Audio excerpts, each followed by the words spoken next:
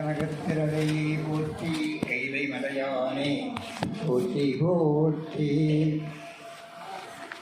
அன்பிற்கும் பண்பிற்கும் இடமாக விளங்கக்கூடிய ஆருயிர் சிவ கண்மணிகளே, இன்றைய நாளானது நமக்கெல்லாம் மக்கள் முன்னேற்றத்திலே பல ஆண்டுகளாக 1947 நமக்கு விடுதலை கிடைத்த பிறகு படிப்படியாக உறுதியாக ஒரே சீரான வளர்ச்சியடைந்துள்ள நாடுகளிலே இந்தியாவை நாம் முதன்மையாக சொல்லலாம். ஏற்றத்தாழ்வுகள் இருந்தாலும்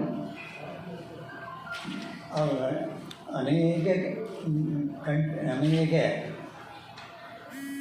நாடுகள், பல பிரிவுகள் உலகம் முழுவதும் இருந்தாலும் மிக 140 கோடி மக்களை கொண்ட இந்த ஒரு மாபெரும் நாடு, உலகிற்கே எடுத்துக்காட்டாக இருக்கக்கூடிய நாடு, சுதந்திரம் பெற்ற நாடுகளிலே மக்கள் உரிமையுடன் வாழக்கூடிய 140 கோடி மக்களை கொண்ட நாம் உலகிற்கே எடுத்துக்காட்டாக இருக்கக்கூடிய ஒரு நாடாகவும், குறிப்பாக தமிழ்நாடானது அதிலே கண்ணியம் மக்களின் மேல் இடைவிடாத ஒரு ஆர்வமும் அவர்களுடைய நலமும் இருக்கக்கூடிய பெருமக்களை, ஏராளமான அறிஞர்களையும் ஆன்மீகவாதிகளையும் அன்பு மக்களையும் தங்களையே சுதந்திரத்திற்கு வாக்களித்தது மாத்திரமல்ல, அதை தொடர்ந்து வழிநடத்தக்கூடிய மரபுகளை,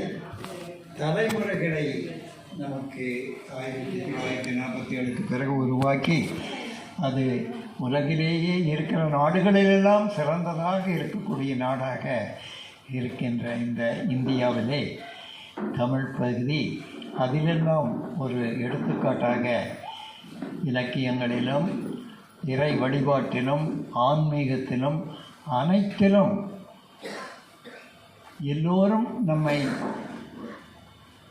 ஆச்சரியமாக,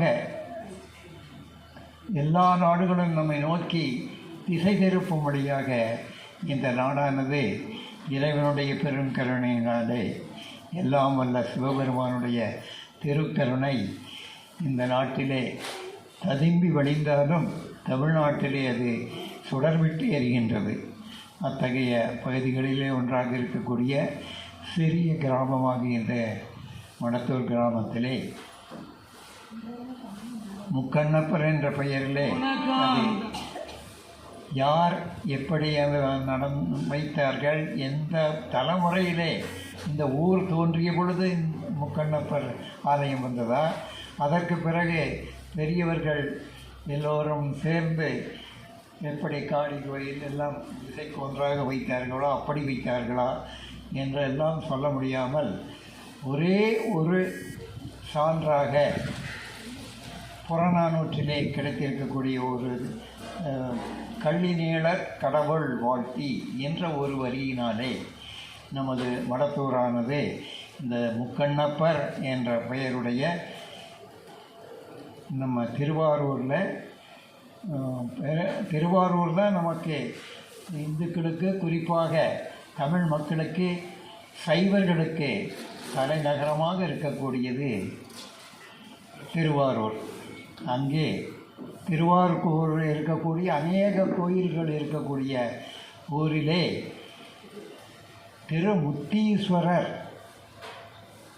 என்று ஒரு கோயில் திருவாரூர் பகுதிக்குள்ளேயே இருக்கின்றது. அது அங்கே இருக்கிற சுவாமி முக்கண்ணப்பர் என்ற முக்கண்ணீஸ்வரர் என்றே பெயர் இருக்கிற முத்தீஸ்வரர் என்றும் முக்கண்ணீஸ்வரர் என்றும் பெயருடையதாக அந்த கிராமத்திலே இருக்கின்றது. அதையெல்லாம் பார்த்த பொழுது அங்கெல்லாம் இங்கே இருக்கக்கூடிய பெருமக்கள் சென்றிருப்பார்களோ, அவர்களோடெல்லாம் அவர்களுக்கு நீண்ட தொடர்பு இருந்ததோ என்றெல்லாம் எண்ணக்கூடிய அளவிற்கு இந்த ஊர் மிகவும் ஆராய்ச்சிக்குரியதாக இந்த கிராமம் அமைகின்றது. ஒரு வரி அந்த புறநானூற்று புலவன் கள்ளிநீழற் கடவுள் வாழ்த்தி என்று எழுதி வைத்து போனதினாலே அது அநேக ஆராய்ச்சிகளுக்கும் உண்மையான செய்திகளை நாம் கண்டு அறிவதற்கும் திருவாரூர் போன்ற மாபெரும் தலங்களுக்கெல்லாம் நாம் தொடர்புடையவர்களாக இருந்திருக்கின்றோம் என்கின்ற ஒரு செய்தியை எடுத்து கூறுவதுதான் இந்த முக்கண்ணப்பர் என்ற திருநாமம். இங்கே எப்படி முக்கண்ணப்பர் கோயில் நம்ம பெரியவங்க வச்சாங்களோ அதே போல் திருவாரூரில் முத்தீஸ்வரர் கோயில் என்ற ஒன்று இந்த அமைப்பிலேயே அம்மன் பேர் நம்ம முக்கண்ணின்னு வச்சுக்கிட்டோம். அங்கே வேறு பேரில் அம்மன் பெயர் இருந்தாலும் ஆனால் இந்த முக்கண்ணீஸ்வரர் என்ற திருக்கோயில் நமது பெரியவர்களால் காலங்காலமாக நடத்தப்பட்டு வழிபடப்பட்டு வந்ததாக இருக்கின்ற பெருமையுடையனாலே நமக்கு நாம் இன்றைய வந்தவர்கள் அல்ல. இப்படி ஆதி காலத்திலே தமிழர்கள் எவ்வளவு சிறந்து விளங்கினார்களோ அதை போல இந்த ஊரும் பழமையானது. அவர்கள் சங்ககால நூல்களிலே இருக்கக்கூடிய செய்திகளை தங்களுள் அடக்கி கொண்ட ஒரு பெருநிலமாக இருக்கிறது என்பதை இந்த ஒரு வரிதான் கள்ளிநீழற் கடவுள் வாழ்த்தி என்ற செய்திதான் இது நமக்கு எடுத்து காட்டுகின்றது. இந்த செய்திகளை எல்லாம் நமக்கு விளங்க வைத்து ஆதாரபூர்வமாக நமக்கு காட்டி இது முக்கண்ணப்பர் ஆலயம் என்று ஏற்படுத்தி கொடுத்த பெருமகனார் நமது பெரும்புலவர் நாராசனியப்பனார் கோயம்புத்தூர் அவர்கள்தான். இதையெல்லாம் அவர்கள் பல காலத்திற்கு முன்பே ஆராய்ச்சி செய்து அவர்கள் இங்கு மடத்தோர் நான் பார்த்து சென்றிருக்கின்றேன் என்ற ஒரு செய்தியை கூட அவர்கள் சொன்னதன் பிறகுதான் நமக்கு விழிப்பு இந்த கோவிலை நாம் சீரும் சிறப்புமாக நடப்பதற்கான வழிவகைகளை ஆராய்ந்து செய்தோம். இதுதான் இந்த ஊரில் முக்கண்ணப்பர் எப்படி காலங்காலமாக இருந்தாலும் நமது தலைமுறையிலே எந்த சிறப்பானதை நாம் உலகுக்கெல்லாம் எடுத்து காட்டும்படியாக நாம் செய்து கொண்டிருக்கின்றோம். அதிலே பங்கு கொண்ட மக்கள் இந்த தமிழ் நிலத்திலே இருக்கக்கூடிய எல்லா பெரும் புலவர்களும் இந்த தமிழிலும் சைவ வழிபாட்டிலும் ஆர்வமும் அளப்பரிய தங்களையை ஈடுபடுத்தி கொண்ட பெருமக்களெல்லாம் கோவை மாவட்டம் அதில் மிகச் சிறப்பான இடத்தை பிடித்திருக்கக்கூடியது. சொர்ணா சோமசுந்தரம் போன்ற குடும்பங்கள் எல்லாம் சைவத்திற்காகவே அர்ப்பணிக்கப்பட்ட ஒரு குடும்பம். அவர்களெல்லாம் தமிழ்நாடு முழுவதும் சென்று சிவ வழிபாட்டையும் கால்நடை பயணமாக தமிழ்நாடு முழுவதும் சென்று நமது சைவ சமயத்தை நிலைநாட்டினார்கள். என்று சீரும் சிறப்புமாக அந்த சைவ சமயம் வளர்ந்திருக்கின்றது. மடத்தோர் மக்களாகிய நாமும் அதில் பங்கு கொண்டவர்கள் என்ற பெருமையுடன் அந்த தொடர்ச்சியாக நாம் இப்பொழுது இந்த ஆண்டு நவராத்திரி விழாவினுடைய முதல் நாளாக தொடங்கி இருக்கின்றோம். இந்த விழாவானது எல்லோருக்கும் தெரியும். அலைமகள், மலைமகள், கலைமகள் என்று தேவியை 3 பெரும் தேவிகளாக அமைத்து அதிலே 3 நாள் ஒவ்வொரு அலைமகள், கலைமகள், மலைமகள் எல்லோருக்கும் 3 நாள் விழாவாக. சினிமா பாட்டு கூட தெரியுமில்ல, சிவனுக்கு 1 இரவு, அம்மைக்கு 9 இரவு என்றெல்லாம் சினிமா பாடல் வரும் அளவிற்கு மிகவும் சிறப்பு பெற்ற இந்த விழாவானது இது 3 விழாவாக கொண்டாடப்படுகின்றது. அலைமகள், கலைமகள், மலைமகள் ஆகிய ஒவ்வொருவருக்கும் 3 நாட்களாக 9 நாட்கள் விழாவாக கொண்டாடப்படுகின்றது. அதிலே இறுதியிலே அறிவு சார்ந்த விழாவாக இருக்கக்கூடியது கடைசியிலே கலைமகளுடைய விழாவாக வருகிறது. அதற்கு முன்பு ஒவ்வொன்றும் 3 நாள்களாக அலைமகள் விழாவும் மலைமகள் விழாவுமாக எல்லாம் சிவபார்வதியினுடைய விழாதான். அதை 3 விதமாக அம்மைக்காக இந்த 9 நாட்களையும் நாம் ஒதுக்கி முழுவதும் அம்மையினுடைய புகழ்பாடி அம்மையினுடைய அருள் வேட்டல் என்பதாக கூறி இன்றைய விழாவானது நமது ஆசிரியர் நமக்கெல்லாம் வழிகாட்டியாக இருப்பதுடன் இந்த கோயிலினுடைய வளர்ச்சியிலே இங்கே தொடர்பு கொண்ட நாள் முதல் கொண்டு கண்ணும் கருத்துமாக இருந்து எல்லா நிலைகளிலும் எனக்கு உதவியாக இருக்கக்கூடிய நமது ஆசிரியர் அவர்கள் இன்று முதலே இந்த விழாவை தொடங்கி வைக்கிறார்கள். அவர்களை வாழ்க என்று வாழ்த்தி அவர்களுடைய தமிழ் பணியும் சிவப்பணியும் சீரும் சிறப்புமாக மேன்மேலும் ஆள்போல் தலைதழைத்து அருகுபோல் வேறு ஒன்றி அவருடைய பணிகளெல்லாம் மேலும் மேலும் சிறக்க வேண்டும் என்று அவரை மனமாற வாழ்த்தி இந்த விழாவை தொடங்கி வைக்கின்றேன். வணக்கம்.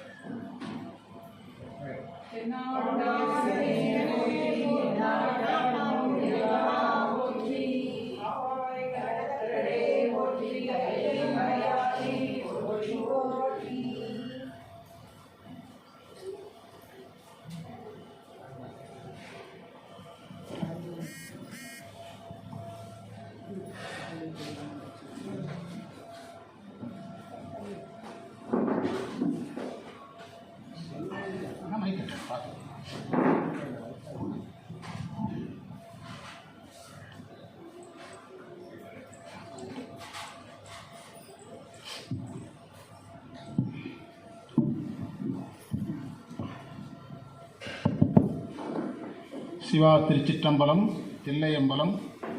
தென்னாடுடைய சிவனை போற்றி, எந்நாட்டவர்க்கும் இறைவா போற்றி. ஏகம்பத்திரை எந்தாய் போற்றி, பாகம் பெண்ணொரு ஆனாய் போற்றி. பூலியர்கோன் வெப்பொழித்த புகழியர்கோன் கடல் போற்றி. ஆழிவிசை கல்மிதப்பில் அணைந்தவிரான் அடி போற்றி. வாழிதிரு நாவலூர் வந்தொண்டர் பதம் போற்றி. ஒளிமலி திருவாத ஊரத் திருத்தாள் போற்றி. ஈராண்டில் சிவஞானம் பெற்றுயர்ந்த மெய்கண்டார் இணைத்தாள் போற்றி. நாராண்ட பல்லடியார்க்கு அருள் புரிந்த அருள்நந்தி நற்றாள் போற்றி. நீராண்ட கடந்தை நகர் மறைஞான சம்பந்த நிலத்தாள் போற்றி. சீராண்ட தில்லை நகர் உமாபதியார் சம்பதும திருத்தாள் போற்றி போற்றி. கைலாய பரம்பரையில் சிவஞான போதநெறி காட்டும் வெண்ணை பயில்வாய்மை மெய்கண்டான் சந்ததிக்கோர் மெய்ஞான பானுவாகி குயிலாரும் ஒளி திருவாவடுதுறை வாழ் குருநமச்சிவாய தேவன் சைலாதி மரபுடையோன் திருமரபு நீடூழி தலைகமாகும். மங்களாம்பிகை உடனவர் மகிமாலீஸ்வரர், முக்கண்ணி அம்மை உடனவர் முக்கண்ணப்பர், ஈரோடு திருமுறைக் கழகம் தொண்டர் சீர் பரவுவார், சம்பந்த சரணாலய அடிகள் திருவடிகள் வணங்கி வருகை தந்திருக்கின்ற அம்மையப்பராக இருந்து நமக்கு வழிகாட்டுகின்ற குருநாதர் அவர்களுக்கும் அம்மா அவர்களுக்கும், அதுபோல இந்த குழுவை நன்றாக ஏற்பாடு செய்திருக்கின்ற டாக்டர் அவர்களுக்கும், அதுபோல நம்முடைய மாணவர் திருவாவடுதுறை ஆதீன பேராசிரியர் மங்கையர்க்கரசி அவர்களுக்கும், கோயில் சிவாச்சாரியாருக்கும், வருகை தந்திருக்கின்ற பவானி அம்மா அவர்களுக்கும் அவங்க நீங்கள் ரெண்டு பேர் தெரியல, அவங்க ஐயாவுக்கு பின்னால் இருக்கிறாங்க. பவானி அம்மா அவர்களுக்கும் வருகை தந்த அடியார் பெருமக்களுக்கும் வணக்கம் சொல்லி நிகழ்ச்சியை தொடங்குவோம். இந்த நிகழ்ச்சியை நம்முடைய குருநாதர் தொடங்கும்போது தேசத்தை வைத்து தொடங்கினாங்க. அதாவது சாதாரண வேள்வி செய்யும்போது கூட பரதகண்டே மத்திய சேத்திரே அப்படின்லாம் சொல்லுவாங்க. அது மாதிரி தேசத்திலிருந்து தொடங்கியிருக்காங்க. பாட்டும் அப்படி தான் அம்பாள் பாடல் பாடும்போது பாரதியாருடைய பாடலே அம்மை நாடு சார்ந்தது தான்.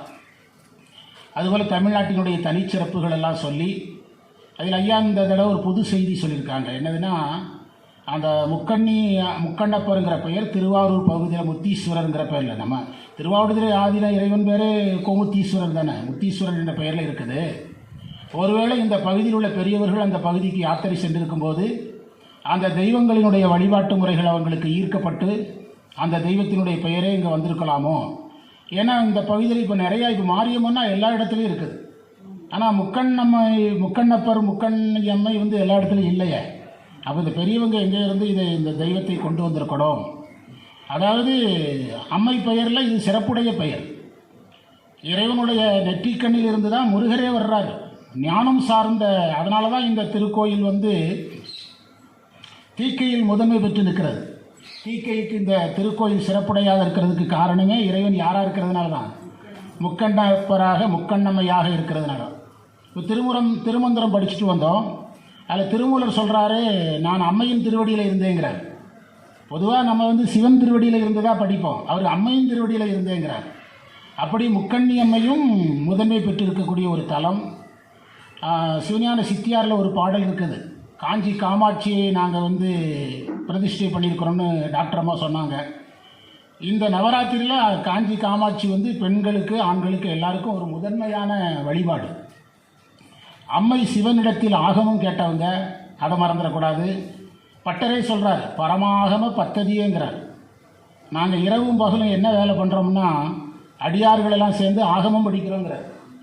ஆனால் அந்த ஆகமத்தை இறைவனிடத்திலே பாடம் கேட்டது யார்? அம்மை. அது ஒரு செய்தி. இரண்டாவது, அம்மை சிவபெருமானிடத்தில் விளையாட்டாக அவருடைய 3 கண்களையும் மறைக்கிறாங்க, அவருடைய கண்களை மறைக்கிறாங்க விளையாட்டாக. பிரபஞ்சமே ஒளி இல்லாமல் போகிறது. அப்போ பிரபஞ்சம் முழுவதும் எல்லா உயிர்களும் ஒளி பெறுவது யாரால? இறைவனால என்பதை அம்மை தான் நமக்கு காட்டுகிறது. அம்மை தான் நமக்கு காட்டுகிறது. இறைவனிடத்திலே அம்மை ஆகமத்தை பாடம் கேட்குறாங்க. கேட்க கேட்க காமாட்சி அம்மனுக்கு என்ன ஆசை தோன்றுகிறது என்றால், நான் சிவபூஜை பண்ண விரும்புகிறேன் என்று சொன்ன உடனே, நீங்கள் காஞ்சிபுரத்தில் போய் என்ன செய்யுங்க, சிவ வழிபாடு செய்யுங்க என்று இறைவன் அனுப்பி வைக்கிறார். அந்த காஞ்சிபுரத்தில் சென்று சிவ வழிபாட்டை செய்து நமக்கு செய்து காட்டினதே யாரு தான்? அம்மை தான். அதனால் இந்த நவராத்திரியில் காமாட்சி என்பது ரொம்ப முக்கியம். அது கரெக்டாக பிரதிஷ்டையாக அமைந்திருக்கிறது. அந்த அம்மை ஒரு இடத்துல சொல்கிறாங்க, எல்லாம் அந்த இறைவனுடைய திருவிளையாடெல்லாம் முடிஞ்சிட்டு உங்களுக்கு என்ன வர வேணும்னு கேட்குறாங்க. இல்லை, நான் பூஜை பண்ணிகிட்டு இருக்கும்போது கம்பையாற்றில் வெள்ளம் வந்துட்டு அதில் பூஜையெல்லாம் தொடர்ந்து செய்ய முடியலை அப்படி சொன்ன உடனே, என்பால் நீ பூசனை முடிவதில்லை அப்படிங்கிறார். எனக்கு நீ செய்கிற பூஜை ஒரு நாள் முடிவுக்கு நீ பூஜை செய்து கொண்டே இருக்கணுங்கிறார். அப்படியானால் இந்த காமாட்சி நமக்கு சொல்லுகின்ற செய்தி என்ன? அம்மைக்கு பூஜை செய்வது நம்முடைய கடமை என்பதை நாம் உணர்றோம். குருநாதர் சொன்னது போல அலைமகள், கலைமகள், மலைமகள் என்று 3ஆக பிரித்து இந்த வழிபாட்டை செய்கிறோம். நம்முடைய முன்னோர்களுடைய வழிபாட்டு முறைகள் எல்லாமே இயற்கையோடு அமைந்ததாக இருந்தது, இயற்கையோடு ஒன்றியதாக இருந்தது. நீங்கள் இந்த மாதம் எடுத்தீங்கன்னா புரட்டாசி மாதம் தானே, இதை பெருமாள் வழிபாட்டுக்கு முதன்மையானது. செய்யப்படி பெருமாளும் அம்மையும் ஒன்று தான். அரியலால் தேவி இல்லை ஐயன் ஐயாரனார்க்கே. அப்பர் சுவாமிகள் திருவையாறில் சொல்கிறார், பெருமாள் தான் சிவபெருமானுக்கு தேவிங்கிறார். அப்போ இந்த மாதம் அருளுக்கு வழிபாட்டிற்குரிய மாதம். ஞான வழிபாட்டு மாதம் வேறு, அருள் வழிபாட்டு மாதம் வேறு. இந்த இயற்கையோடு ஒத்து பார்த்தாலும், விவசாயத்தோடு ஒத்து பார்த்தாலும் இது இயற்கையோடு பொருந்தி வரும். நீங்கள் தை மாதம் அறுவடை மாதங்கிறீங்க. தை மாதம் எப்போ வருது? கார்த்திகை, மார்கழி, தை. கார்த்திகையில் ஞானத்தை பயிரிட்டு மார்கழியில் வளர்த்து தையில் ஞான பயிரை அறுவடை செய்யலாம். விவசாயிகளும் அதே தான். ஆன்மீகம் பண்ணுறவங்களுக்கு இந்த 9 நாள் எப்படி ஐயப்பனுக்கு 30 நாள் 40 நாள் விரதமோ, அதுபோல் இந்த 9 நாள் அது சிவ வழிபாட்டுக்காரங்களாக இருந்தாலும் சரி, அம்மை வழிபாட்டுக்காரங்களாக இருந்தாலும் சரி, தீவிரமாக இருந்தால் அருள் கைகூடும். திருமூலர் ஒரு இடத்துல சொல்கிறார், நேற்றம் தன்னோட இதில் நம்முடைய ஆதின பாடசாலையில் நடத்தினோம். ஒரு மாதம் ஒரு சாந்திராயணம்ங்கிறார். ஒரு சந்திரனுடைய ஒரு சுழற்சி, ஒரு மாதம் 27 நாளோ 28 நாளோ சொல்கிறார். தொடர்ந்து ஒருவன் வெளியே வேள்வி செய்யணும், அகத்தேயும் வேள்வி செய்யணும். 28 நாள் இதை தடையில்லாமல் செய்தால் அவனை பார்ப்பவர்கள் இவர் சிவமாம் தன்மை பெற்றுவிட்டார்னு சொல்லுவாங்களாம். பார்ப்பவர்கள் இவருக்கு சிவமாம் தன்மை வந்து விட்டதுன்னு சொல்லுவாங்களாம். அம்மை வழிபாடு, வைரவி வழிபாடு, திருமந்திரத்தில் வைரவி வழிபாட்டுக்கு அவ்வளவு சக்திங்கிறார். அதனால் அம்மை வழிபாடு என்பது இந்த 9 நாள் தனந்தரும் கல்விதரும், தனந்தரும் அலைமகள், கல்விதரும் சரஸ்வதி, ஒரு நாளும் தளர்வரியா மனந்தரும் அம்மை பராசக்தி, துர்க்கை. துர்க்கை தான் நமக்கு பயத்தை போக்குறது. தனந்தரும் திருமகள், கல்விதரும் யார்? கல்விக்குரிய தெய்வம். ஒரு நாளும் தளர்வரியா மனம் தரும் என்பது பின்னால் வரக்கூடிய துர்க்கை சக்தி, பராசக்தி. ஒரே அம்மை தான் 3ஆக இருக்கிறது. பிற்காலத்தில் சிலர் இப்படி பொருள் சொல்கிறாங்க, ரொம்ப விவரமாக. படிக்கிறது பெருசு இல்லை, நிறைய சம்பளத்துக்கு போகணும். இப்போ தனம் தரும் கல்வி தரும், நிறையா சம்பளம் கிடைக்கிற கல்வி வருங்கிறார் ஒருத்தர், ஒரு ஆன்மீக சொற்பொழிவாளர். எவ்வளோ விவரமாக பேசுகிறாங்க பாருங்கள். அதனால் இந்த அம்மை வழிபாடு அருளை பெற்றுத்தரும். ஒரே ஒரு செய்தியை நீங்கள் ஆராய்ச்சி செய்யுங்கள். இப்போ நான் பழனியில் பேசிட்டு தான் வந்தோம். அம்மை வழிபாட்டுக்காரர்கள் எல்லாம் யோகிகள். ராமகிருஷ்ண பரமஹம்சர் அம்மை வழிபாட்டுக்காரர் ஒரு யோகி. அபிராமி பட்டர் அம்மை வழிபாட்டுக்காரர் ஒரு யோகி. ஞானத்தை பெற்று யோகத்தில் இருந்தவர்கள். இந்த ஞானத்தில் பெற்று யோகத்தில் இருக்கிறது நமக்கு என்ன பாடம்னா, இதை சைவ சித்தாந்தத்தில் அருள் நிலைன்னு சொல்லுவாங்க, அல்லது துரிய நிலைன்னு சொல்லுவாங்க. சிவஞான போதத்தில், நான் சிவஞான போதெல்லாம் நீ பேச மாட்டேன், பயப்படாதீங்க. இவர் சித்தாந்தம் பேசுவாருன்னு பயந்துடாதீங்க. சிவஞான போதத்தில் 10ஆம் நூற்பார் அவனே தானே ஆகி அன்னறி இறைவனி நிற்றல் தான் இந்த மாதம். இறைவனுக்கு அருள் வழியில் நின்று பணி செய்வது தான் இறைவனி நிற்றல். ஆண்டான் எங்கோர் அருள் வழி இருப்ப, அருளின் வழியில் இந்த 9 நாள் நின்றால் அதற்கு பின்னால் கார்த்திகை மார்கழி தைல ஞானத்தை அறுவடை செய்யலாம். இதுதான் எதனுடைய நுட்பம்? இந்த நவராத்திரியில் நமக்கு கொடுக்கப்பட்ட நுட்பம். அதை நன்றாக உணர்ந்து, இந்த கொலு வைக்கிறதெல்லாம் மிகப்பெரிய வேலை. அதையெல்லாம் அதற்குரிய இடத்துல ஆர்டர் போட்டு, ஆனால் பார்த்துருக்கிற நேரில் பெரிய பெரிய அட்டைப்பெட்டிகளில் கொண்டு வந்து இறக்கி, அதை பாதுகாப்பாக இறக்கி, அதை பிறகு அடுக்கிறதுக்குன்னு ஓரறிவு ஈரறிவு இப்படிலாம் வச்சுருக்கிறாங்க. நிறைய படிநிலைகள், 2 அறிவு 3 அறிவு 4 அறிவு. அம்மையப்பர் கடைசியில் இருக்கணும். ஒரு கொலு சரியாக இருக்கான்னு பார்க்குறதுக்கு ஒரே ஒரு அடையாளம் தான். கடைசியில் யார் இருக்கணும்? அம்மையப்பர் இருக்கணும். மேலே இருக்கிறாங்க பாருங்கள், அம்மையப்பர். அம்மையப்பர் கடைசியில் இருக்கணும். ஒரு கொலு சரியாக அமைந்திருக்குங்கிறதுக்கு அது எல்லாம் நமக்கு வேணும். எல்லாவற்றிற்கும் மேலாக யார் இருக்கிறார்? அம்மையப்பர் இருக்கிறாங்கங்கிறது தான் கொலு. எதையும் நம்ம வேண்டாம்னு சொல்ல முடியாது. எல்லாவற்றையும் கடந்து கடந்து போகணும். எல்லாத்தையும் கடந்து கடந்து யாரை போய் அடையணும்? அம்மையப்பரை அடையணும். அதற்கான மாதம்தான் இந்த புரட்டாசி மாதத்தில் நவராத்திரி என்று நாம் சொல்கிறோம். அருளை பெறுகிற மாதம் அல்லது துரிய நிலையை பெறுகிற மாதம். இதில் நம்ம வலுவாக 9 நாள் ஒரே சிந்தனையாக இருந்தோம்னா அது ஞானத்தில் கொண்டு விடும். இதை அடிப்படையாக வைத்து அபிராமி அந்தாதியில் சில மந்திரங்களை நாம் பேசுவோம். அதற்கு ஒரு டாக்டர் நிறைய பேரை பேசுகிறதுக்கு நியமிச்சிருக்காங்க. அவங்கெல்லாம் பயங்கரமாக பேசுவாங்க. ஆனால் அதில் கொஞ்சம் செய்தியை சொல்கிறேன். ஏன்னா ஒரு நூலில் முதலிருந்து போகணுங்கிறது விதி. அதனால் முதலிலிருந்து ஆரம்பிக்கிறேன். காப்பு செய்யுள் உங்களுக்கு தெரிந்த மந்திரம் தான், நீங்களே சொல்லலாம். தாரமர் கொன்றையும்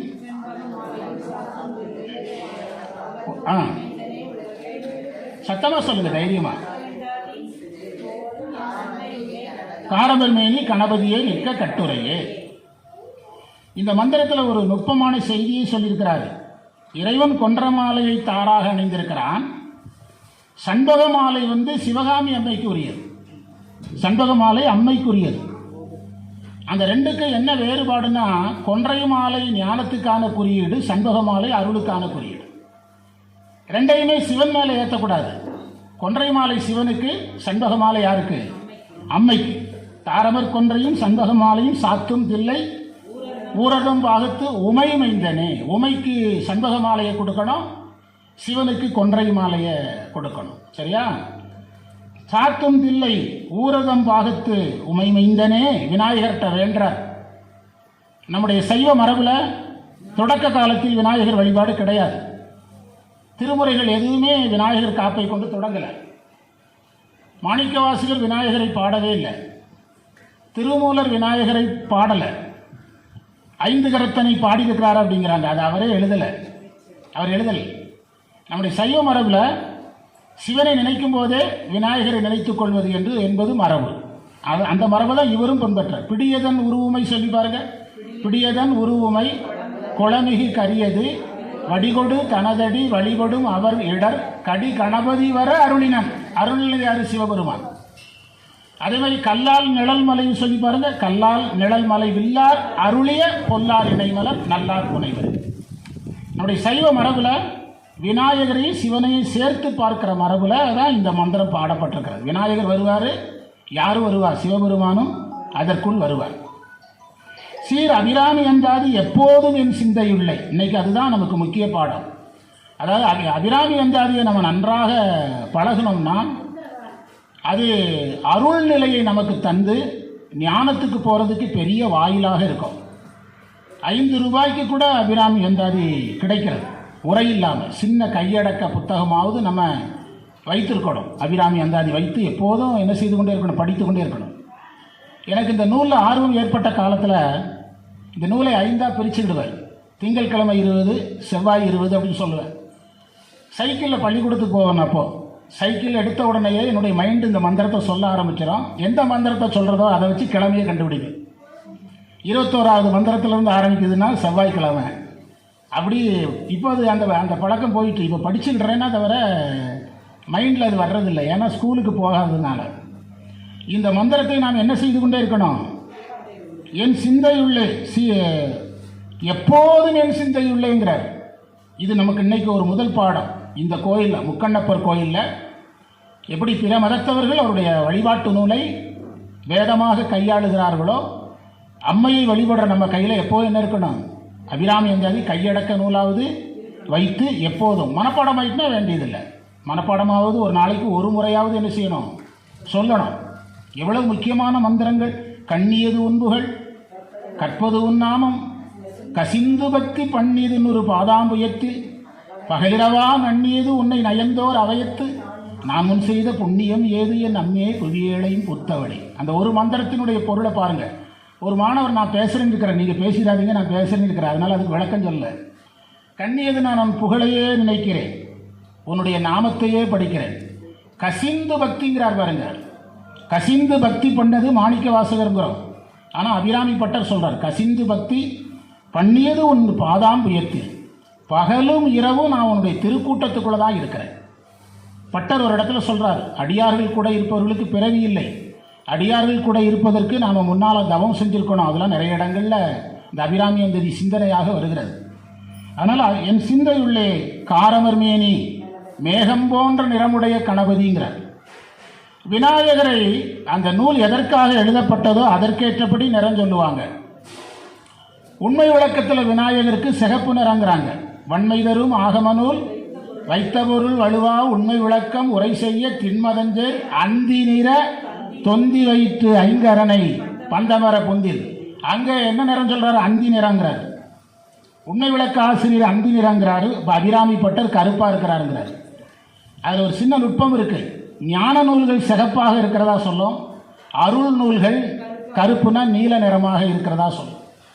இந்த நூலை படிக்க படிக்க அருள் பொங்கி வரும். அதனால தான் இதில் சூரிய சம்பந்தம் கிடையாது, சந்திர சம்பந்தம். இது எதோட சம்பந்தப்பட்ட நூல்? சந்திரனோட சம்பந்தப்பட்ட நூல். மிகப்பெரிய விஷயம். இதை நாம் விரித்தால் நம் வாழ்க்கைக்கு தேவையான எல்லாவற்றையும் அடையலாம். நமக்கு கல்வி, செல்வம், பொருள், உடல் நலம், குடும்பத்தினுடைய நலம், கோள்களுடைய நீக்கம், இன்னும் ரொம்ப சொன்ன ஆயுள் விருத்தி. இந்த நூலை படிப்பவர்களுக்கு ஆயுள் அதிகம். ஏன்னா எங்கே பாடப்பட்டது? திருக்கடவுர். எதற்குரிய தலம்? ஆயுள். இந்த நூலை படிப்பவர்கள் ஆயுள் அதிகம். யமன் வரமாட்டார். யமன் அவர் சொல்கிறாரு, யமன் வரும்போது நீ முன்னால் நில்லுங்கிறாரு. என்ன அர்த்தம்னா, அம்மை வந்த பிறகு இங்கே யாரும் நிற்க மாட்டா, யமன் நிற்க மாட்டான். நீங்கள் ஒரு சிவாலயத்தில் ஒரு அம்பாள் கோயிலில் நீங்கள் என்ன கேட்பீங்களோ அதையெல்லாம் எந்த நூல் கொடுக்கும்? இந்த அபிராமி அந்தாதி மூலமாக அபிராமி கொடுப்பாள். கிரக தோஷங்கள் போகணும். அந்த திருவிளையாடல் புராணத்தில் ஒரு செய்தி இருக்கிறது. அம்மை தன்னுடைய கால்களில் நவமணிகள் பதித்த நகையை அணிஞ்சிருக்கிறாங்க. தன்னுடைய கால்களில் சிலம்புல நவமணிகள். அது என்ன சொல்ல வருது தெரியுமா? நவகிரகங்களும் யாருடைய காலுக்குள் கட்டுப்படுகிறது? காலுக்கு கட்டுப்படுகிறது. அம்மையின் கால் என்பது அருள். அம்மையினுடைய அருளுக்கு கட்டுப்படுகிறது நவகிரகங்களும். அவை நல்ல நல்ல அடியார் அவருக்கு மிகவே. ஓதுவார் பாடும்போது அவை நல்ல நல்ல நல்ல அடியார் அவர் தமக்கு மிகவேங்கிறாங்க. அவை நல்ல நல்ல நல்ல அடியார்கள் அப்படின்னு ஓதுவார்கள் சொல்கிறாங்க. காரமர் மேனி கணபதியே நிற்க கட்டுரையே என்று முதல் மந்திரத்தில் வேண்டார். நான் நேரடியாக உள்ளே போயிருப்பேன். ஆனால் ஒரு நூலை இதை நிறைய பேர் அபிராமி அந்தாதி பேச போகிறாங்க. அது அப்படியே போகிறது ஒரு மரபு கிடையாது. தொடங்குறத முறையாக தொடங்கணும். அடுத்த மந்திரத்தில் நூல் சொல்கிறார். அம்மையினுடைய நிறத்துக்கு நிறைய உதாரணங்கள் சொல்கிறார். உதிக்கின்ற செங்கதிர், உச்சி திலகம் 2வது உதாரணம். உணர்வுடையோர் மதிக்கின்ற மாணிக்கம் 3வது உதாரணம். மாதுளம் போது 4வது உதாரணம். மலர்கமலை துதிக்கின்ற மென்கொடி, தாமரை மல்லில் இருக்கக்கூடிய சரஸ்வதி எல்லாம் போற்றக்கூடியவளாக அம்மை இருக்கிறாள். மென்கடி வாசனை உடைய குங்கும நிறத்தில் இருக்கிறாள். என்ன விதிக்கின்ற மேனி அபிராமி எந்தன் துணைன்னு சொல்லலை. என்ன துணை? விழுத்துணை. விழு என்றால் சிறந்த துணைன்னு இருக்கு. ஒழுக்கம், அந்த விழு என்றால் சிறந்த துணை. அதாவது நமக்கு துணை என்று நம்ம நிறைய பேரை சொல்கிறோம். நாம் யாரையெல்லாம் துணை என்று சொல்லுகிறோமோ அவர்கள் நமக்கு உயிருக்கு உபகாரம் பண்ணுறோம். ஆனால் அபிராமி நம்ம உடம்புக்கு, ஆனால் அபிராமி எதற்கு உபகாரம் பண்ணுகிறாள்? உயிருக்கு உபகாரம் செய்கிறாள். அதனால தான் மாணிக்க வாசகர் என் உயிர் துணைன்னு பாடுறார் ஒரு இடத்துல. மாணிக்க வாசகர் சிவபெருமானை பார்த்து என்ன துணைங்கிறாரு? உயிர் துணை என்று சொல்லுகிறார். உயிருக்கு துணையன் உற்றார் ஆர்வலரோ குற்றாலத்துறையும் கூத்தன், அதான் உயிர் துணை. குற்றாலத்துறையும் கூத்தனல்லால் நமக்கு உற்றார் ஆர்வலரோ, அதுதான் உயிர் துணை. அதனால தான் விழுத்துணைனாரு. இது அவ்வளவு அம்மையினுடைய நிறத்துக்கு உதாரணம். இந்த அம்மையை இந்த இடத்துல விநாயகரை கருப்பாக காட்டிட்டு அம்மையை சிவப்பாக காட்டுறார். எடுத்த உடனே என்ன பொருள் தெரியுமா? அருளே நம்மை எதில் கொண்டு சேர்க்கும்? ஞானத்தில் கொண்டு சேர்க்கும். அருளே நம்மை ஞானத்தில் கொண்டு சேர்க்கும். அம்மை வழிபாடு சைவ சித்தாந்தத்தில் ஒரு வரி இருக்குது. வா சி அருளி எவ்வை வாழ்விக்கும் மற்றொருவே ஆசில் உருவமுமாம் ஆங்கு. இப்போ தான் சொன்னீங்க சித்தாந்தம் பேச மாட்டேன்னு சொன்னீங்க அப்படின்னா அதை சித்தாந்த இலக்கணத்தில் நிறுவுறோம். வா சி அருளி எவ்வை வாழ்விக்கும் மற்றதுவே ஆசில் உருவமாம் ஆங்கு. என்ன பொருள் தெரியுமா? வகரம் என்ற அம்மை யகரம் என்ற உயிருக்கு சிகரம் என்ற சிவனை தந்து வாழ வைக்கும். அந்த சிவபெருமானுக்கு உடம்பே யாருடைய உடம்பு தான்? அம்மையினுடைய அருள் தான் சிவனுக்கு எதாக இருக்கிறது? உடம்பாக இருக்கிறது. நமக்கு சிவனையே யார் தான் தரணும்? அம்மை தான் தரணும். அதனால தான் நம்ம நடராஜர் வழிபாடோட சிவகாமியை வழிபாடு செய்கிறோம். போன நடராஜர் இதில் கூட நிறைய அது பற்றி பேசணும். குமரகுருபரர் சொன்னது. அதனால் அபிராமி எந்தன் விழுத்துணையே என்று சொன்னார். அந்த விழுத்துணைங்கிற வார்த்தை ரொம்ப முக்கியம். நாம் துணை என்று இப்போ அபிராமி அம்மை காமாட்சி ஏகாம்பரேஸ்வரரை பூஜை பண்ணுறாங்க. வெள்ளம் வரும்போது விட்டுட்டு ஓடலையே, எதை கட்டி பிடிக்கிறாங்க? ஏகாம்பரேஸ்வரரை என்ன செய்கிறாங்க? இறைவனை கட்டி பிடிக்கிறாங்க. அந்த மாதிரி எதற்கும் அஞ்சாத அம்மை என்ன நினைச்சது? வெள்ளத்தில் போனாலும் பரவாயில்ல, எதை காப்பாற்றணும்? சிவலிங்கத்தை காப்பாற்றணும். அந்த உறுதி அது அம்மை மூலமாக தான் நமக்கு வருகிறது. அதனால தான் பட்டர் விவரமாக சொன்னார். தவளே இவள் எங்கள் சங்கரனார் மனை மங்களமா பூத்தவளே போனும் புதினான்கையும் பூத்தவண்ணம் மாத்தவளேங்கிறார் ஒரு இடத்துல. மாத்தவளேனா பெரிய தவம் செய்பவள். அபிராமி வழிபாடு நம்ம யாராக மாற்றும்? தவத்தில் பெரியவர்களாக மாற்றும். இதையெல்லாம் நம்ம ஒரு இன்றைக்கு தொடக்க நிகழ்ச்சியாக எடுத்து இந்த கொலு வழிபாடு, இந்த அம்மை வழிபாடு 9 நாள் பூஜை எல்லாம் நம்ம எதில் செலுத்தணும்? இந்த அம்மை நெறி தனியாகவும் பார்க்கப்பட்டக்கூடாது. அதுலேயும் நம்ம ரொம்ப கவனமாக. அதனால தான் அம்மையப்பரை மேலே வச்சது. யாரை மட்டும் வைக்காம அம்மையை மட்டும் வைக்கக்கூடாது. ஏன்னா அது சாத்தமாக மாறிடும். அதுலேயும் தெளிவாக இருக்கிறீங்க.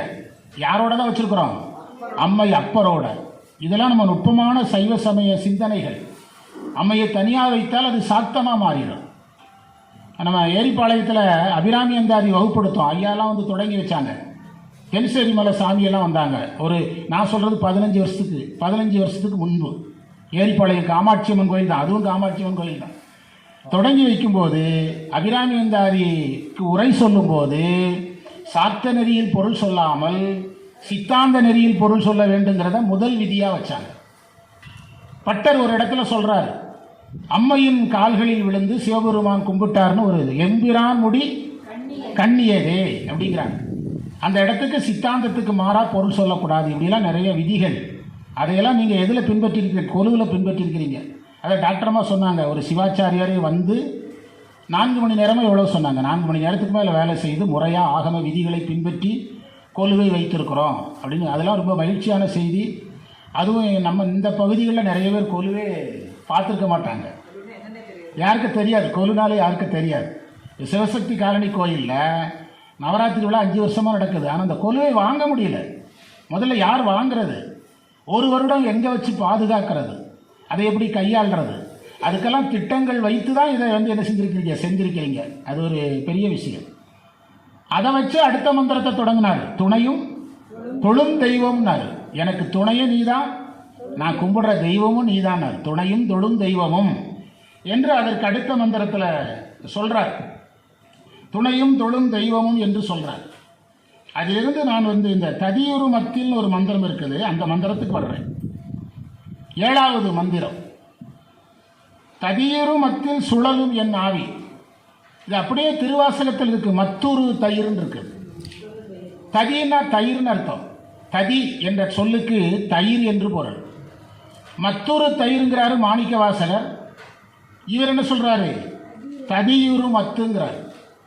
அதாவது எல்லா உயிர்களும் ஏதோ ஒரு வகையில் ஒரு துன்பத்தை இந்த பிரபஞ்சத்தில் அனுபவிக்குது. எந்த துன்பமும் இல்லைன்னு குருமார்கள் சொல்லலாம், இருந்தாலும் துன்பமாக தெரியாது. நமக்கெல்லாம் சின்ன சின்ன துன்பங்கள் கூட எதா தெரியுது? மிக பெருசாக தெரிகிறது. பிரபஞ்சத்தில் இந்த 24 தத்துவத்துக்குள் இதை கடந்து வாழலைன்னா அந்த உயிர் ஏதோ ஒரு துன்பத்தை அனுபவிக்குது. அதற்கு அபிராமி பட்டர் ஒரு உதாரணம் சொல்கிறாரு. மத்து வச்சு கடந்த தயிர் மாதிரி நான் ஆயிட்டேங்கிறார். யாரை நினைத்து கொண்டு? நம்மளையெல்லாம் ஞாபகத்தில் வச்சு சொல்கிறார். என்னுடைய நிலைமை இப்போ என்னென்னா, மத்து வச்சு கடைஞ்ச தயிர் மாதிரி இருக்கிறேங்கிறார். மத்து வைத்து கடைஞ்சால் தயிர் என்னாகும்? உடைஞ்சிடும். அதனுடைய கெட்டித்தன்மை உடைஞ்சி சுழல ஆரம்பிக்கும். அது மாதிரி அந்த உயிர் படுற துன்பத்தை மாணிக்கவாசகர் சொல்கிறாரு, இங்கே அபிராமி பட்டரும் சொல்கிறார். தயிரில் பொறு மத்துறவே திருவாசகம். நீத்தல் விண்ணப்பமா? நீத்தல் விண்ணப்பத்தில் சொல்கிறார். ஒரு செய்திங்க, அபிராமி அந்தாதிதானம் நிறைய பேர் நினைக்கிறாங்க இதை படிப்பது திருமந்திரத்தையும் திருவாசகத்தையும் படித்ததுக்கு சமம். அவர் நாயேனையும் இங்கு ஒரு பொருளாக நயந்து வந்துங்கிறார். அவர் நாயேனை தன்னடிகள் அப்படின்னு அவர் சொல்றார். இவர் சொல்றாரு மாணிக்கவாசகர் அன்றே எந்த ஆவியும் உடலுங்கிறாரு. அபிராமி பட்டர் அன்றே தடுத்தன்னை ஆண்டு கொண்டாய்ங்கிறார். 100 மந்திரம் தான். நீங்க ரொம்ப வேகமாக படித்தா 10 நிமிடங்கள் கூட ஆகாது. நல்லா பழகிட்டீங்கன்னா ரொம்ப பயனுள்ள நூல். நான் இதில் ஞான விஷயங்களை சொல்கிறது கூட 2வது விஷயம். வீடு பேற்றை பற்றிலாம் நான் இப்போ பேசலை, கடைசியில் சொல்லிடுறேன். வீடு பேற்றை பற்றி யார் கவலைப்படுறா? இன்றைக்கி நான் கேட்டேன், பழனிக்கு யாத்திரை போகிறவங்ககிட்ட எல்லாத்தையும் பேட்டி எடுத்தா மோட்சம் வேணும்னு எத்தனை பேர் போகிறீங்கன்னு கேட்டால் எத்தனை பேர் ஆமாம் சொல்லுவாங்க. எல்லாமே நம்ம வேறு வேறு விண்ணப்பங்கள் தான் நமக்கு இருக்குது. எந்த விண்ணப்பம் குறைவாக இருக்குது? வீடு வேறு பற்றிய விண்ணப்பங்கள் குறைவாக இருக்குது. ஏன்னா வேறு தேவைகள் நமக்கு நிறையா இருக்கிறது. எனக்கு வேறு தேவைகள் இருக்குது. ஒவ்வொருத்தருக்காக என்னுடைய பேத்திக்கு இடையில 2-3 நாள் தொடர்ந்து சளி, ஒன்றுமே படிக்க முடியல. நீங்கள் ஆசிரியருங்கிறீங்க, ஒரு சராசரி ஒரு பிரதோஷத்துக்கு மட்டுமே போகக்கூடிய சிவனடியாருக்கு உரிய தைரியம் கூட போயிடும். அந்த தைரியம் கூட போயிடும். பிறகு டாக்டர் மாட்ட தொடர்பு கொண்டு அவங்க கோயம்புத்தூரில் ஒரு டாக்டரை பார்க்க சொல்லி கார் எடுத்துகிட்டு போய் பார்த்துட்டு அதுக்கு எல்லாம் சரியாயிடுச்சு. ஒரு டாக்டர் பேரை சொல்லி உடனடியாக போங்க, நாங்கள் போய் பார்த்துட்டு வந்தோம். சராசரி மனிதர்களாக இருக்கிற நாம் சின்ன சின்ன விஷயங்களில் என்ன விட்டுடுறோம்? மனது விட்டுடுறோம். அதுக்கெல்லாம் தீர்வு தான் இந்த நவராத்திரி வழிபாடு. இந்த 9 நாளும் விரதம் இருக்கணும்னு கூட கட்டாயம் கிடையாது. முடிஞ்ச அளவுக்கு இருந்தால் போதும். நம்ம சம்பந்த சரணாலயம் நான் விரதம் இருக்கிறேன்னாரு, அது அவருடைய திறமை. விரதம் இருக்க முடிஞ்ச அளவுக்கு இருந்தால் கூட போதும். 9 நாளும் என்ன சிந்தனையாவது இருக்கணும். இந்த அம்மை சிந்தனையில் இருந்து நாம் அம்மையை நினைத்து வழிபாடு செய்யணும். நேற்று என்னுடைய மகன் என்னுடைய பேத்திக்கு ஃபோன் பண்ணுறான். அவன் இருக்கிற இடத்தையெல்லாம் வீடியோவில் காட்டுறான். வெளிநாட்டில் இருந்துக்கிட்டு இங்கே வரப்போகிறான், நம்ம நாட்டுக்கு வரப்போகிறான், அங்கே பிரான்ச் போடுறாங்க, இங்கே வரப்போகிறான். அவன் டீ குடித்த டம்ளரை கழுவுறான். இங்கே பேத்திக்கு கவலை, அப்பா உனக்கு அம்மா இல்லையா? அது கேட்குது. ஏன்னா இது டீ குடித்த டம்ளரை அவங்க அம்மா கழுவுதான். அவங்க அப்பா டீ குடித்த டம்ளர் கழுவுறதுக்கு ஆள் இல்லாதனால என்ன கேட்குது? உனக்கு அம்மா இல்லையா? அவங்க அம்மா அவங்க கூட இல்லையாங்குது. இவங்க பாட்டி தானே, அதுக்கு புரிய மாட்டேங்குது. அந்த குழந்தைக்கு அப்படியே ஒரு கவலை, நம்ம அப்பாவுக்கு டீ டம்ளரை கழுவுறதுக்கு ஒரு ஆசை இல்லை, ஒரு ஆள் இல்லை. அப்படியானால் ஒவ்வொரு உயிரும் இந்த பிரபஞ்சத்தால் தாக்கப்பட்டு குருமார்கள் தான் அதிலிருந்து வெளியே இருக்கிறாங்க. அவங்க ஜீவன் முக்த நிலையில் இருந்து அவர்கள் 5 காரணர்கள், ஆந்தொழிலும், போகும் நுகர், வெந்தொழிலும், ஏவார் மிகன்னு அதை கடந்து வாழ்கிறாங்க.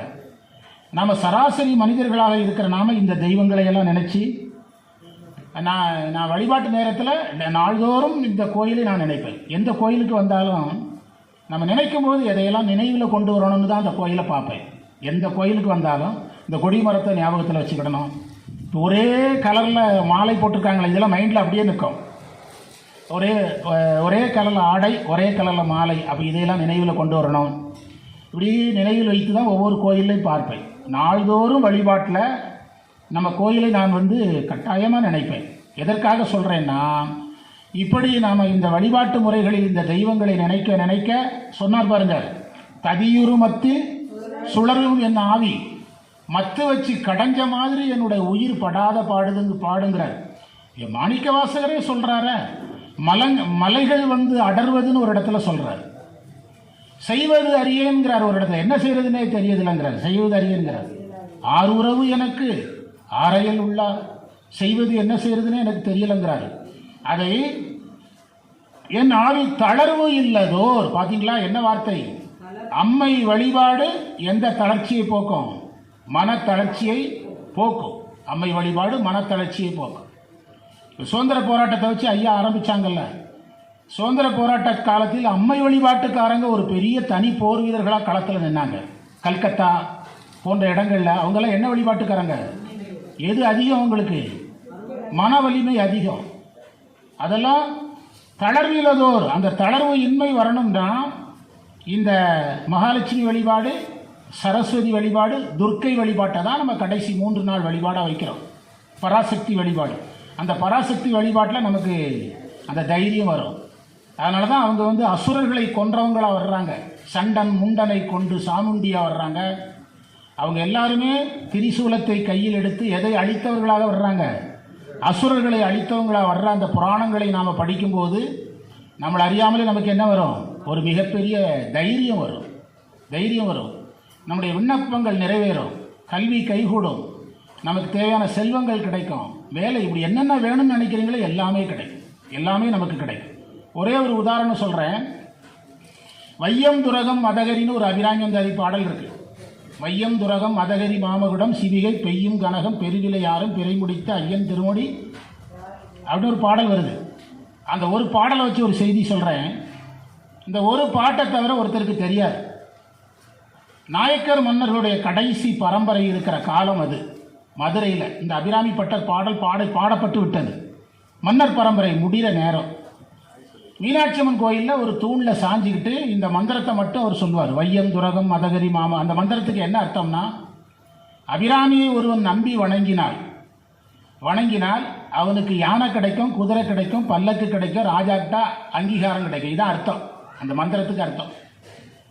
இவர் சொல்லிக்கிட்டே இருக்கிறாரு, எந்த வேலையும் கிடையாது.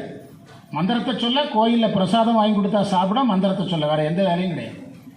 அந்த மன்னர் பரம்பரையில் உள்ள குறுநில மன்னர் ஒரு தன்னுடைய அமைச்சரை கூப்பிட்டு, நம்பிக்கையான ஒரு ஆள் வேணும் சார், நல்ல பக்தராக இருக்கணும், சாமி மேலே பயம் இருக்கணும், பொய் சொல்லக்கூடாது, ஒரு ஆளை பிடிச்சிட்டு வாங்கங்கிறாரு. அமைச்சர் யாரை தூக்கிட்டு போயிட்டார்? இவரை தூக்கிட்டு போயிட்டார். இவர் நம்பிக்கையான ஆள் கூப்பிட்டு போயிட்டார்.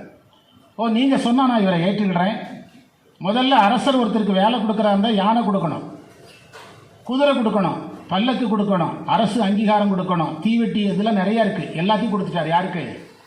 எத்தனை மந்திரம் சொன்னார்? இது நடந்த வரலாறுங்க. மதுரையில் நடந்த வரலாறு. வையம் துரகம் மதகரி மாமகுடம் சிவிகை, பல்லக்கு சுமக்கிறதுக்கு ஆள். அவர் ஒன்றுமே செய்யலை. மீனாட்சி அம்மன் கோயில் தூணில் சாஞ்சிக்கிட்டு இந்த மந்திரத்தை சொல்லிட்டு இருந்தார். அவ்வளோதான். இதெல்லாம் நடந்த வரலாற்று உண்மைகள். அதனால் தடீருமத்தில் சுழலும் என் ஆவி தளர்விலதோர் கதீருவண்ணும் கருது கண்டாய். என்னுடைய உயிர் தளர்ச்சி அடையாமல் இருக்கிறதுக்கு நீங்கள் சங்கல்பம் பண்ணணும். அபிராமிகிட்ட கேட்குறார்.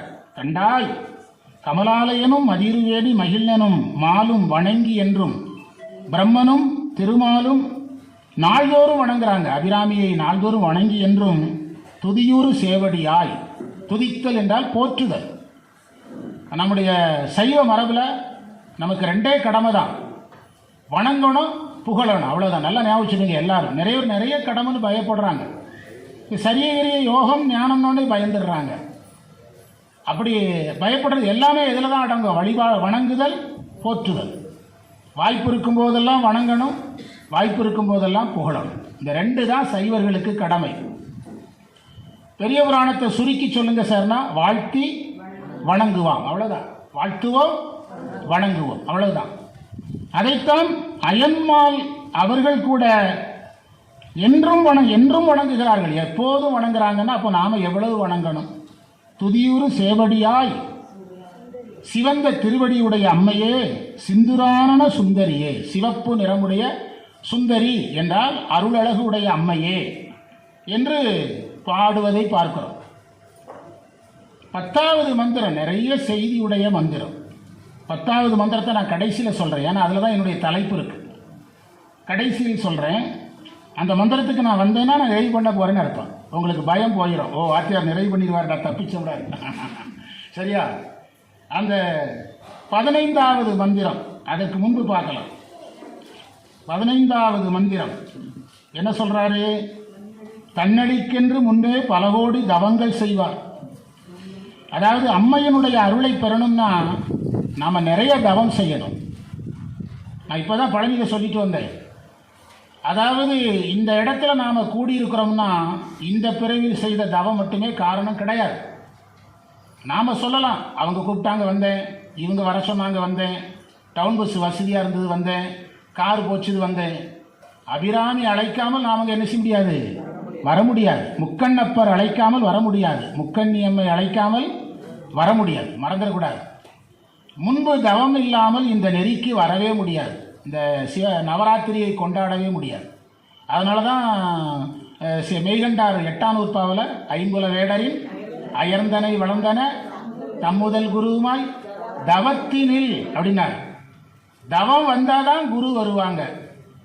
நீங்கள் தவம் செய்வீங்கிறதுக்கு ரொம்ப ஆராய்ச்சி வேண்டாம். ஐயா வந்திருக்கிறாங்க, அவ்வளோதான். நீங்கள் ரொம்ப ஆராய்ச்சி பண்ண வேண்டாம். நீங்கள் தவம் செய்திருக்கீங்கிறதுக்கு அடையாளம் தான் என்னது, ஐயா கூட நீங்கள் இருக்கிறீங்க. குரு லிங்க சங்கமத்தில் இருக்கிறீங்க. அது 8ஆம் நூற்பா சொல்லுது. ஞானசம்பந்தர் 3 வயதில் கோயிலுக்கு போகிறாரு. அன்னைக்கு தான் கோயிலுக்கே போகிறாரு. சேக்கிழார் என்ன சொல்கிறாரு? சிவனடியே சிந்திக்கும் திருப்பெருகு சிவஞானம், மாற்றிய பாங்கில் ஓங்கிய ஞானம், ஓமையிலா கலைஞானம், உணர்வறிய மெஞ்ஞானம், தவ முதல்வர் சம்பந்தருங்கிறார். அது என்ன 3 வயசுல என்ன தவம் அப்படின்னா, எப்போ செய்த தவம்? முற்பிறவி தவம். நாமெல்லாம் இந்த இடத்துல கூடியிருக்கிறோம்னா நான் உண்மையாக சொல்கிறேன், இது நாம் முன் செய்த தவம் நம்மை இங்கே கூட்டியிருக்கிறது. கூட்டியவா என்னை நின் அடியரில் கொடியவினை ஓட்டியவாங்கிறார்ல பட்டர். அந்த தவத்தினால நம்ம இங்கே கூடியிருக்கிறோம். இதற்கு முந்தைய பிறவிகளில் பல பிறவிகளில் நாம் செய்த சரியை கிரியை, கோயில் வழிபாடு, கோயிலுக்கு செய்த பணி, நாம் செய்த சிவபூஜை, நாம் செய்த அக வழிபாடு, இந்த 4 விஷயத்தில் ரொம்ப கவனமாக இருங்க. போதும். கோயிலுக்கு வழிபாட்டுக்கு போகணும், ஏதோ ஒரு வேலையை கோயிலுக்கு செய்யணும். ஏதோ நம்மளால் முடிந்த ஒரு வேலையை கோயிலுக்கு செய்ய வேண்டும். நாம் கட்டாயமாக சிவபூஜையில் இருக்கணும். தீக்கை வாங்கலைனாலும் இருக்கணும், வாங்கினாலும் இருக்கணும். வாங்கலைன்னா நம்ம முறையாக பூஜை பண்ண முடியாது.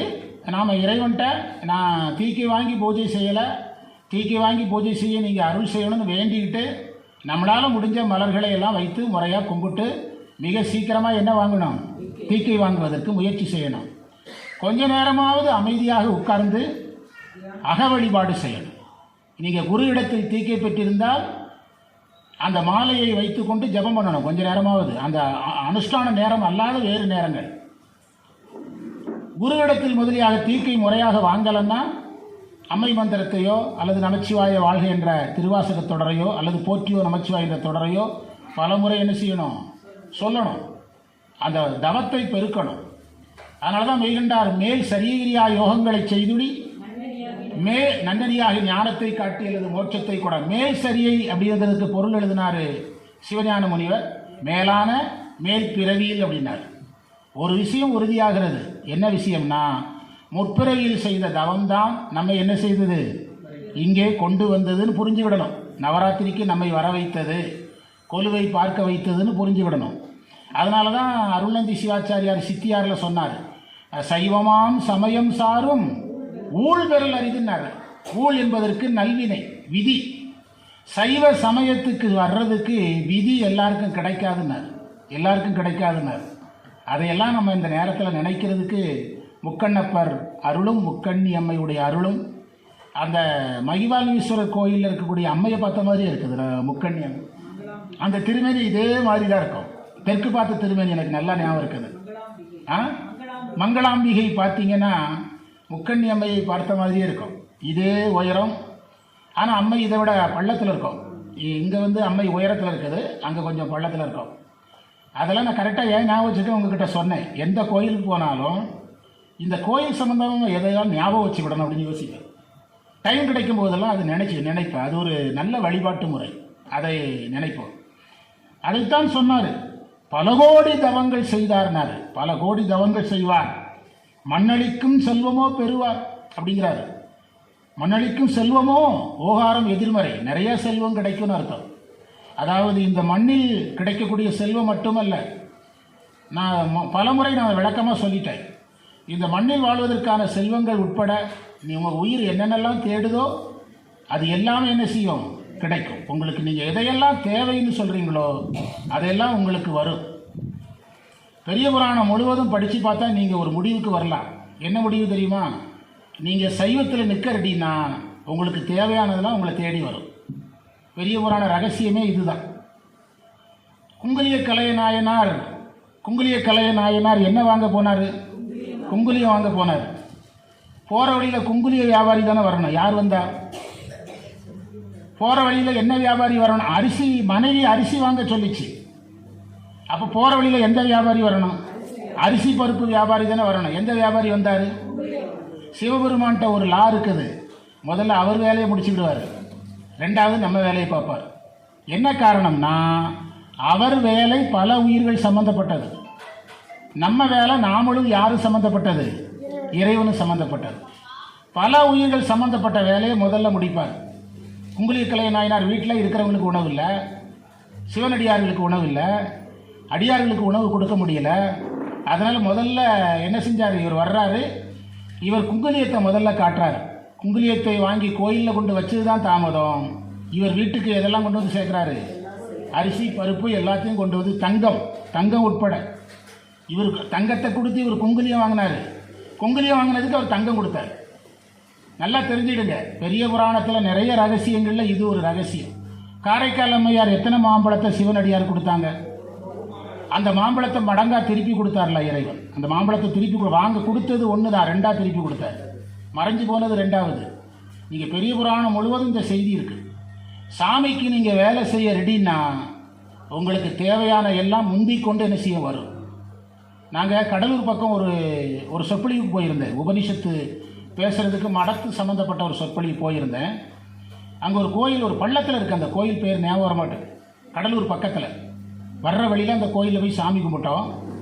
அந்த கோயில் அர்ச்சகர் எங்ககிட்ட என்ன சொல்கிறாருன்னா, இந்த சாமிக்கு என்ன சிறப்புனா, நீங்கள் என்ன நினைக்கிறீங்களோ அதை அந்த சாமி தந்துடுவார் அப்படின்னார். அதற்கு அவர் ஒரு உதாரணம் சொன்னார். அந்த ஏரியாவிலே கிடைக்காத ஒரு வாழைப்பழத்தை அவரை சாப்பிட சொன்னாங்களாம். எல்லா வாழைப்பழமும் எல்லா ஊர்லேயும் கிடைக்காது. இப்போ நம்ம பஞ்சாமிர்த வாழைப்பழம் எங்கே மட்டும்தான் கிடைக்கிது? இங்கே பழனி பக்கத்தில் தான் கிடைக்கிது, மலையிலாங்க. விருப்பாச்சி பழம் விருப்பாச்சியில் தான் கிடைக்கிது, வேறு எங்கேயும் கிடைக்கல. அந்த பஞ்சாமிர்தத்துக்கு என்று பழம் தனி, அதற்கான கல்கண்டு தனி, அதற்கான கரும்பு சர்க்கரை தனி, எல்லாமே இல்லைன்னா அந்த டேஸ்ட் என்ன செய்யாது, வராது. இந்த பழம் இந்த ஏரியாவிலே 50 கிலோமீட்டரில் எந்த ஏரியாவிலும் கிடையாது, எங்கே போகிறதுன்னு இருந்தாராம். அந்த அர்ச்சகர் சொன்னதுங்க, கோயிலில் வச்சு ஒருத்தர் சாமி கும்பிட வந்தவர் அந்த பழத்தோடு வர்றாரு. சாமி கும்பிட வந்தவர் அந்த பழத்தோடு வர்றாரு. எனக்கு நடந்ததை நான் உங்களுக்கு சொல்கிறேனுங்க. இந்த கோயிலில் என்ன நினைக்கிறீங்களோ அதெல்லாம் நடக்கும். ஐயாவும் அதுதான் சொல்கிறாங்க. இந்த கோயிலுக்கு வர்ற பக்தர்களுக்கெல்லாம் நாயன்மார்களை இவ்வளவு சிறப்பாக பார்க்கறதுக்கு நம்ம கோயில் எவ்வளவு சிறந்த இடம். என்ன சொல்கிறீங்க? எனக்கு நாயன்மார்களை நினைச்ச உடனே இந்த நாயன்மார்கள் நினைவு வரும். பிறகு இந்த கரூருக்கு போகிறதுனால ஆணிலையப்பர் நாயன்மார்கள் ஞாபகம் வரும். பிறகு ஈரோடு போகிறதுனால அங்கே இருக்கிற கோயில் நாயன்மார்களாக ஞாபகம் வரும். அந்த நாயன்மார்களெல்லாம் நினைப்பதற்கு அருள் செய்கிற இடம். மண்ணடிக்கும் செல்வமோ பெறுவார்னார். இந்த உலகத்தில் வாழ்வதற்கான செல்வங்கள் மட்டுமல்ல, நம்ம இந்த உயிருக்கு தேவையான எல்லாம் கிடைக்குங்கிறார். மண்ணளிக்கும் செல்வமோ பெறுவார், மதிவானவர்தம் விண்ணளிக்கும் செல்வமும் தேவர்களுடைய செல்வமும். அதை சிவனடியார்கள் விரும்ப மாட்டாங்க. ஆனால் சாஸ்திரம் சில உயிர்களுக்கு அதில் கொஞ்சம் வாசனை இருக்குன்னு சொல்லுது. அவங்களுக்கெல்லாம் அதை கொடுத்துருவார். வாசனை இருக்கிற உயிர்கள் அதை அடைய விரும்பும். அவங்களுக்கெல்லாம் அந்த தேவர் உலக இன்பம் அழியா முத்தி வீடுமன்றோ, எதையும் கொடுக்குது, வீடும் கொடுக்கிறது. அபிராமி வழிபாடு அல்லது முக்கண்ணப்பர் வழிபாடு அல்லது முக்கண்ணியம்மை வழிபாடு, நவராத்திரி வழிபாடு எது வரைக்கும் கொண்டு சேர்க்கும்? மோட்சம் வரைக்கும் கொண்டு சேர்க்கும். மிச்சம் எதுவுமே கிடையாது. சரியை கிரியை யோகம் ஞானம் வீடு வேறு எல்லாமே கிடைக்கும். ஆனம் அன்றோ பண்ணளிக்கும் சொல் பரிமளை, பரிமளைனா மனம், மனமுடையவள். யாமளைனா பச்சை நிறமுடையவள். அதனால தான் கிளியேன்னு அழைப்பார். கிளியே, கிளைஞர் மனத்தை கிடந்து ஒளிரும் ஒளியே என்று அம்மையை பச்சை நிறமாக சொல்கிற இடமும் அதுதான். 15வது மந்திரத்தை பார்த்தோம். இன்னும் ஓரிரு மந்திரம் தான் சொல்லிட்டு நான் 10வது மந்திரத்தை சொல்லி நிறைவு செய்வேன். அடுத்து நான் 18வது மந்திரம். தொடர்ந்து ஒரு 4-5 பேர் பேச போகிறாங்க, அப்படி தானே டாக்டர்? அதுக்கான பிளான் பண்ணியிருக்கிறாங்க. அதனால் நான் ரொம்ப உள்ளே போக விரும்பலை. அவங்க சொல்லி விட்டுட்டாங்க, நாங்கள் பேசுகிற எந்த மந்திரத்தையும் நீங்கள் பேசக்கூடாது. 18வது மந்திரம் வவ்விய பாகத்து என்று சொல்லக்கூடிய மந்திரம். வவ்விய பாகத்து இறைவரும் நீயும் மகிழ்ந்திருக்கும் செவ்வியும். என்ன அழகான மந்திரம் பாருங்க, மகிழ்ந்திருக்கும் செவ்வியும். அம்மை இறைவனுடைய ஒரு பாகமாக இருக்கிறாள். அம்மையப்பர் மகிழ்ந்திருக்கிறாங்கிறார் பட்டர். எவ்வளோ அழகான ஒரு செய்தி. அந்த அம்மையப்பர் மகிழ்ந்திருக்கிறாங்கிறது உயிர்கள் மகிழ்ச்சியாக இருக்குன்னு அர்த்தம். என்ன சொல்கிறீங்க? உயிர்கள் மகிழ்ச்சியாக இருந்தால் தான் யார் மகிழ்ச்சியாக இருப்பா? அம்மையப்பர் மகிழ்ச்சியாக இருப்பாங்க. செவ்வியும், செவ்வினா சிறப்புன்னு அர்த்தம். உங்கள் திருமண கோலமும். நாம் மண்ணில் நல்ல வண்ணம் பாடுறோம்ல, அதற்கு பொருத்தமான மந்திரம். மண்ணில் நல்ல வண்ணம் பாடலாம் வைகிலுங்கிற மந்திரம் பாடுறோம். அபிராமி அந்தாதியிலேருந்து ஒரு மந்திரம் பாடணும்னா இந்த மந்திரம் அதற்கு ஏற்றது. அந்த திருமண வீடுகளில் வாழ்த்து சொல்கிறதுக்கு ஏற்ற ஒரு நல்ல மந்திரம். செவ்வியும் உங்கள் திருமண கோலமும் என் சிந்தையுள்ளேனார். அதாவது நம்முடைய சைவ சித்தாந்தத்தில் இறைவனுக்கு 3 தன்மை சொல்கிறோம். யோக வடிவம், போக வடிவம், வேக வடிவம். சைவ சித்தம் யோக வடிவம் என்பது இறைவனை தட்சிணாமூர்த்தியாக பார்க்கிறது. கல்லால் நிழல்மலை வில்லார் அருளிய பொல்லார் இணைமலர் நல்ல, அது யோக வடிவம். அந்த வழிபாடு தட்சிணாமூர்த்தி. வேக வடிவம் என்பது பைரவர், அம்மையில் துர்க்கை, அம்மையில் காளி, இதெல்லாம் என்ன வடிவம்? வேக வடிவங்கள். போக வடிவங்கிறது தான் அம்மையப்பரோடு இருக்கிறது. இந்த போக வடிவத்துக்கு என்ன சிறப்புனா, அம்மையப்பரை திருமண கோலத்தில் பார்க்கறதுல என்ன நன்மைனா, இந்த உலகியல் சார்ந்த குடும்பம் சார்ந்த அத்தனை விண்ணப்பங்களும் நிறைவேறும். அதுக்கு தான் இந்த திருமண கோலம். ஏரிப்பாளையத்தில் நம்ம உங்கள் உறவினர் தான் சின்னசாமி ஐயா, செல்வி அக்காவுடைய ஃபேமிலி. அவங்க இந்த திருக்கல்யாணம், காமாட்சி திருக்கல்யாணம் சிறப்பாக பண்ணுறாங்க. இனி நம்ம கோயிலே அந்த மாதிரி திருக்கல்யாண நிகழ்ச்சிகளெல்லாம் சிறப்பாக நடக்கும். அவர் அந்த சின்னசாமி ஐயா, தியாகராஜன் ஐயா சொல்லுவார், அம்மையப்பருக்கு ஏன் கல்யாணம் நடத்துகிறோம்னா நம்ம வீட்டில் கல்யாணம் நடக்கணும். ஒன்று, நம்ம வீட்டு கல்யாணத்தை எப்படி நடத்தணுங்கிறத எப்போ தெரிஞ்சுக்கிடணும்? அம்மையப்பர் கல்யாணத்தில் தெரிஞ்சுக்கிடணும். அதுக்காகத்தான் இறைவனே எதை நடத்தி காட்டுறாரு? திருமணத்தை நடத்தி காட்டுறாருன்னு அடிக்கடி சொல்லுவார். அவங்க அந்த காஞ்சி புராணத்தில் அம்மையினுடைய திருமண படலத்தை பாராயணம் பண்ணுவாங்க. ஒரு தடவை ஐயா சின்னசாமியை கையால் எழுதி எல்லாருக்கும் கொடுத்தார். எல்லாமே எனக்கு நினைவு இருக்குது. அந்த திருமண கோலத்தை சொன்னார். உங்கள் திருமண கோலமும்னார். எவ்வளோ அழகான பகுதி பாருங்கள். கோலமும் அந்த அடியார்களையே பெண் வீட்டார்னு ஒரு பகுதி பிரித்து விடுறாங்க. திருக்கல்யாணத்தில் மாப்பிள்ளை வீட்டார்னு ஒரு பகுதி பிரித்து கொள்கிறாங்க. மாப்பிள்ளை வீட்டு சீருங்கிறாங்க, பெண் வீட்டு சீருங்கிறாங்க. அதை பார்த்த உடனே நமக்கு என்ன தெரிய ஆரம்பிக்குது? ஓ, நம்ம வீட்டு கல்யாணம் எப்படி தான் நடக்கணும்? இதே மாதிரி நடக்கணும். உங்கள் திருமண கோலமும் என் சிந்தையுள்ளே.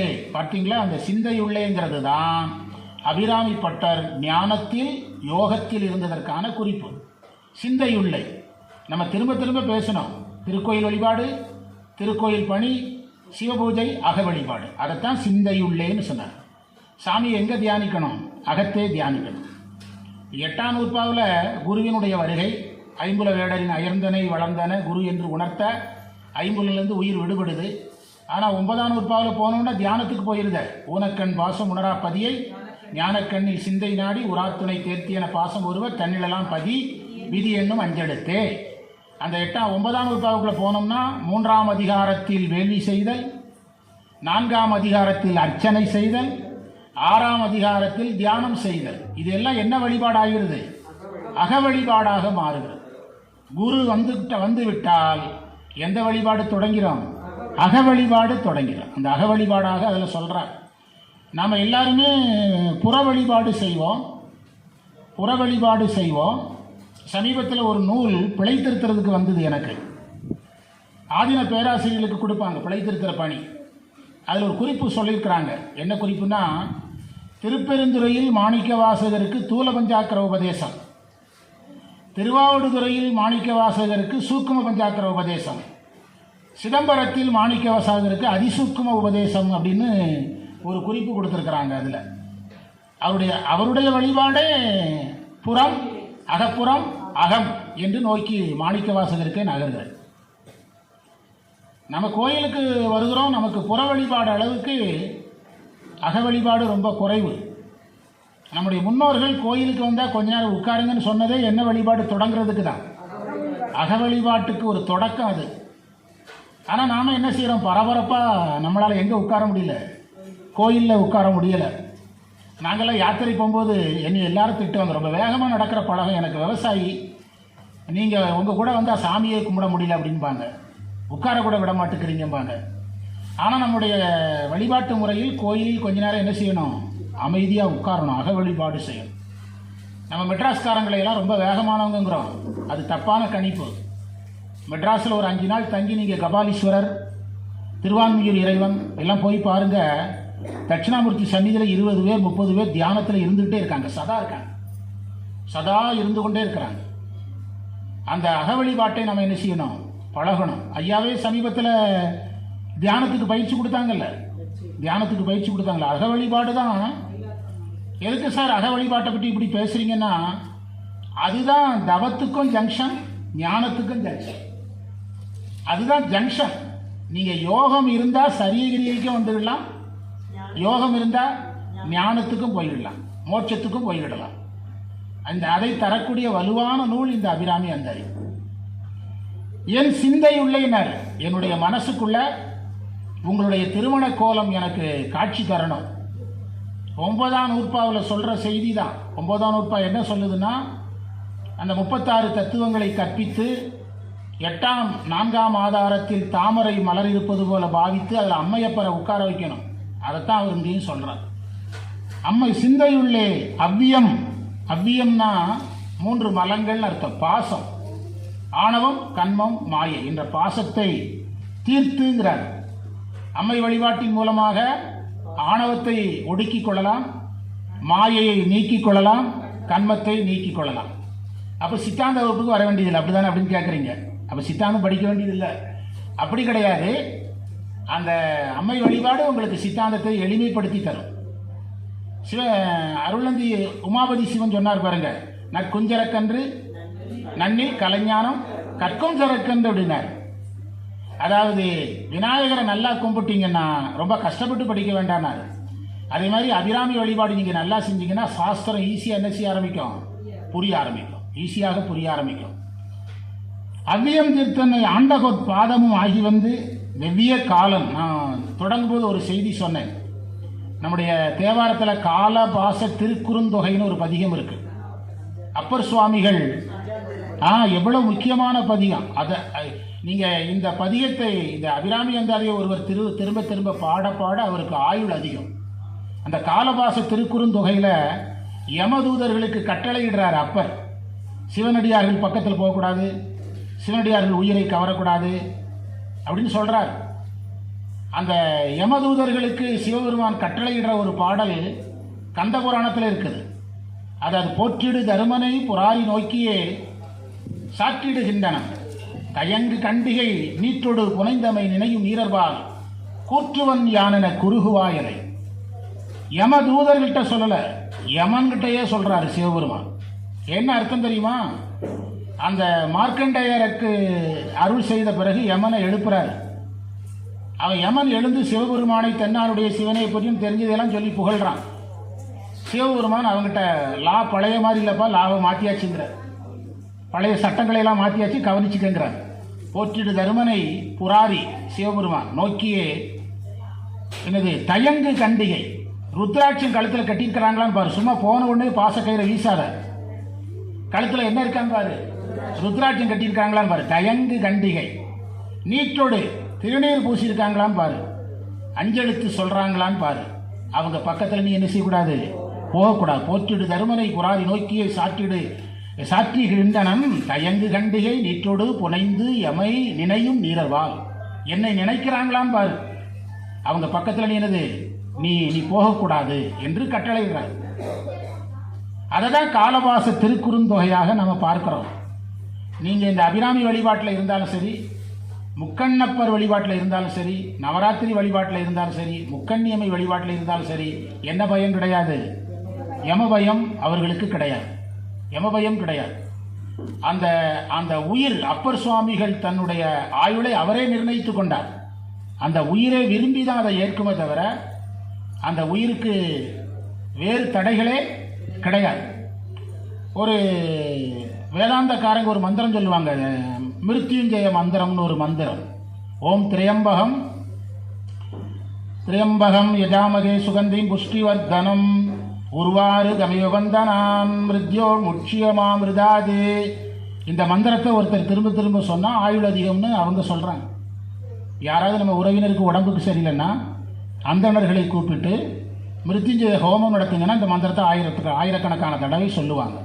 ஓம் திரியம்பகம் யஜாமகே சுகந்திம் புஷ்டிவர்தனம் உருவாறு கவிமபந்தனான் மிருத்யோர் முட்சியமாமிருதாது. அமிர்தாது, அமிர்தம் என்றால் மரணத்தை வெல்லுதல். அந்த திரியம்பகம் தான் 3 கண்ணை உடையவன். அங்கேயும் முக்கண்ணப்பர் தான் வர்றாரு. அம்பகம்னா கண்ணு, திரியம்பகம்னா 3 கண்ணு. 3 கண்ணை உடைய சிவபெருமானை வணங்குபவர்களுக்கு என்னது, மரணமிலா பெருவாழ்வு வழங்கப்படுகிறது என்று சொல்லுவது தான் அந்த மந்திரம். அந்த மந்திரம், அந்த மந்திரத்தை நம்ம எப்போ சொல்ல, எந்த அந்தணரை போய் பிடிக்க சன்மானம் கொடுக்கணும். நீங்கள் சிம்பிளாக எதை படிங்கிறாரு, அபிராமி அந்த அறி படிங்க என்று சொல்லுகிறார். சிந்தையுள்ளே அவியம் தீர்த்தனை ஆண்டபோற் பாதமும் ஆகி வந்து வெவ்விய காலம் என் மேல் வரும்போது வெளி நிற்கவேனார். வெளியே வந்து நீங்கள் நெல்லுங்கள் என்று சொன்னார். நான் என்ன எத்தனை நிமிடம், 10 நிமிடம் சொன்னால் போதுமா? அவங்க அதான் டைம் சொன்னாங்க. என்ன 10 நிமிடத்துக்குள்ள 20 நிமிஷம். சரி, ஓகே. அது 19வது மந்திரத்துக்கு வாங்க. அதற்கு பிறகு நம்ம 10வது மந்திரத்துக்கு வந்தோம்னா சரியா இருக்கும். 19வது மந்திரம். 19வது மந்திரம் என்ன சொல்றது? வெளியின்ற நின் திருமேனியை பார்த்து என் விழியும் நெஞ்சும். அழகான மந்திரம். களி நின்ற வெள்ளம் கரை கண்டதில்லை. அந்த சாமியுடைய திருமேனியை பார்த்து அந்த களிப்புக்கு எல்லை இல்லாமல் போச்சுதான். நம்ம திருமுறை படித்து திருமுறையில் தான் இதெல்லாம் நடக்கிறதா நினச்சிக்கிறோம். ஆனால் எங்கேயும் நடக்குது. சிவனை பார்த்து அழுறதை பற்றி ரொம்ப பேசுகிறோம். நடராஜர் அபிஷேகத்தில் நடராஜர் விஷயத்தில் அழணும்னு பார்த்தோம். இது அம்மை வழிபாட்டில் இருக்கக்கூடிய உருக்கத்தை சொல்கிறார். வெளி நின்ற நின் திருமேனியை பார்த்து என் விழியும் நெஞ்சும் களி நின்ற வெள்ளம் கரை கண்டதில்லை. என்னுடைய மனசில் வந்த சந்தோஷம், என் கண்ணில் வந்த சந்தோஷத்துக்கு ஒரு எல்லையே இல்லைங்கிறார். இதையெல்லாம் பார்க்கும்போது எவ்வளோ வியப்பாக இருக்குது. அந்த கலராக அந்த சாமிகள் எல்லாம் பார்க்கறது. ஏதோ ஒரு தொலைக்காட்சியில் இதையெல்லாம் அனுப்ப சொல்கிறாங்க. ஒரு தொலைக்காட்சி இருக்குதுங்க, இதை நம்ம அப்படியே புகைப்படம் எடுத்து அனுப்பினோம்னா அவங்க அதை வந்து எல்லாருக்கும் காட்டுறாங்க. ஜோதி டிவியில். ஆமாம், ஜோதி டிவியில் அதில் எவ்வளவு வியப்பான, அதையெல்லாம் நம்ம உருக்கத்தோடு பார்க்கணும். பார்க்கின்ற விழியும் நெஞ்சும் கழிகின்ற வெள்ளம் கரை கண்டதில்லை. கண்களில் அந்த சாமியினுடைய அருளை நினைந்து என்ன வரணும்? கண்ணீர் வரணும். அந்த சாமியினுடைய அருளை நினைந்து கண்ணீர் வரணும். கனைய கண்ணீர் அருவி பாய கையும் கூப்பி கடிமலரால் புனையப் பெறுவது என்று கொல்லோ என் பொல்லாமணியை புணர்ந்து ஊற்று மணல் போல் நெக்கு உள்ளே உருகி ஓலமிட்டு போற்றி நிற்பது என்று கொல்லோ என் பொல்லாமணியை புணர்ந்து என்று புணர்ச்சிப்பத்தில் மாணிக்கவாசகர் சிவனுக்கு சொன்னதை நம்ம யாருக்கு செய்யணும்? அம்மைக்கு செய்து உருகணும். களிநின்ற வெள்ளம் கரை கண்டதில்லை. அதாவது சிலருடைய வாழ்க்கையை ஆராய்ச்சி பண்ணால் பெண்களாலேயே நிறைய நல்லது நடந்திருக்கும். என்னுடைய பள்ளி சான்றிதழ் முழுவதும் எங்கள் அம்மா கையெழுத்து தான் இருக்கும். எங்கள் அப்பா விவசாய நிலத்துக்கு போயிடுவார், எந்த கையெழுத்தும் வாங்க முடியாது. பிறகு தேர்ச்சி அட்டையெல்லாம் அவருக்கு பார்க்க தெரியாது, எங்கள் அம்மாவை தான் எல்லா கையெழுத்தும் போட்டிருக்கோம். பிறகு அரசாங்க ஆர்டர் வாங்கினதும் ஒரு பெண் முதலமைச்சர்கிட்ட தான். சிலருக்கு ராசி முழுவதும் யார் மூலமாகவே இருக்கும்? பெண்கள் மூலமாகவே இருக்கும். அந்த என்னுடைய வாழ்க்கையில் பெரிய திருப்பமே திருமணத்துக்கு பிறகு தான். அதற்கு திருமணத்துக்கு பிறகு தான் லட்சுமி நிறையா அவங்களால முடிஞ்ச அளவுக்கு ஹெல்ப் பண்ணாங்க. வாழ்க்கையில் நிறைய மாற்றங்கள் வந்து ஒவ்வொருத்தருடைய வாழ்க்கையிலையும் அம்மை நமக்கு யாரோ ஒருத்தருடைய வடிவத்தில் என்ன செய்யுது, உதவுகின்றது. நின் திருமேனியை பார்த்து என் வெளிநின்ற வெள்ளம் களிநின்ற வெள்ளம் கரை கண்டதில்லை. இந்த ராமகிருஷ்ண பரமஹம்சர் அவர்கிட்ட போய் விவேகானந்தர் சொல்கிறார், எனக்கு காளிகிட்ட பணம் வாங்கி கொடுங்க அப்படின்னு கேட்குறார். அப்போது ராமகிருஷ்ணன் சொல்கிறார், நீயே போய் காளிகிட்ட கேளு, அவர் காளி கொடுப்பாள் அப்படிங்கிறார். இவர் போய் காளியை வழிபாடு செய்துட்டு எதை கேட்க மறந்துடுறாரு, ஒவ்வொரு முறையும் காசை கேட்க மறந்துடுறாரு. காரணம் என்னென்னா அந்த காளியினுடைய அந்த தோற்றத்திலையும் அலங்காரத்திலையும் தன்னை இழந்து எதை மறந்துடுறாரு, அந்த செல்வத்தை கேட்க மறந்துடுறாரு. ஞானத்தை கேட்கறதுக்கு நினைவு வரும்.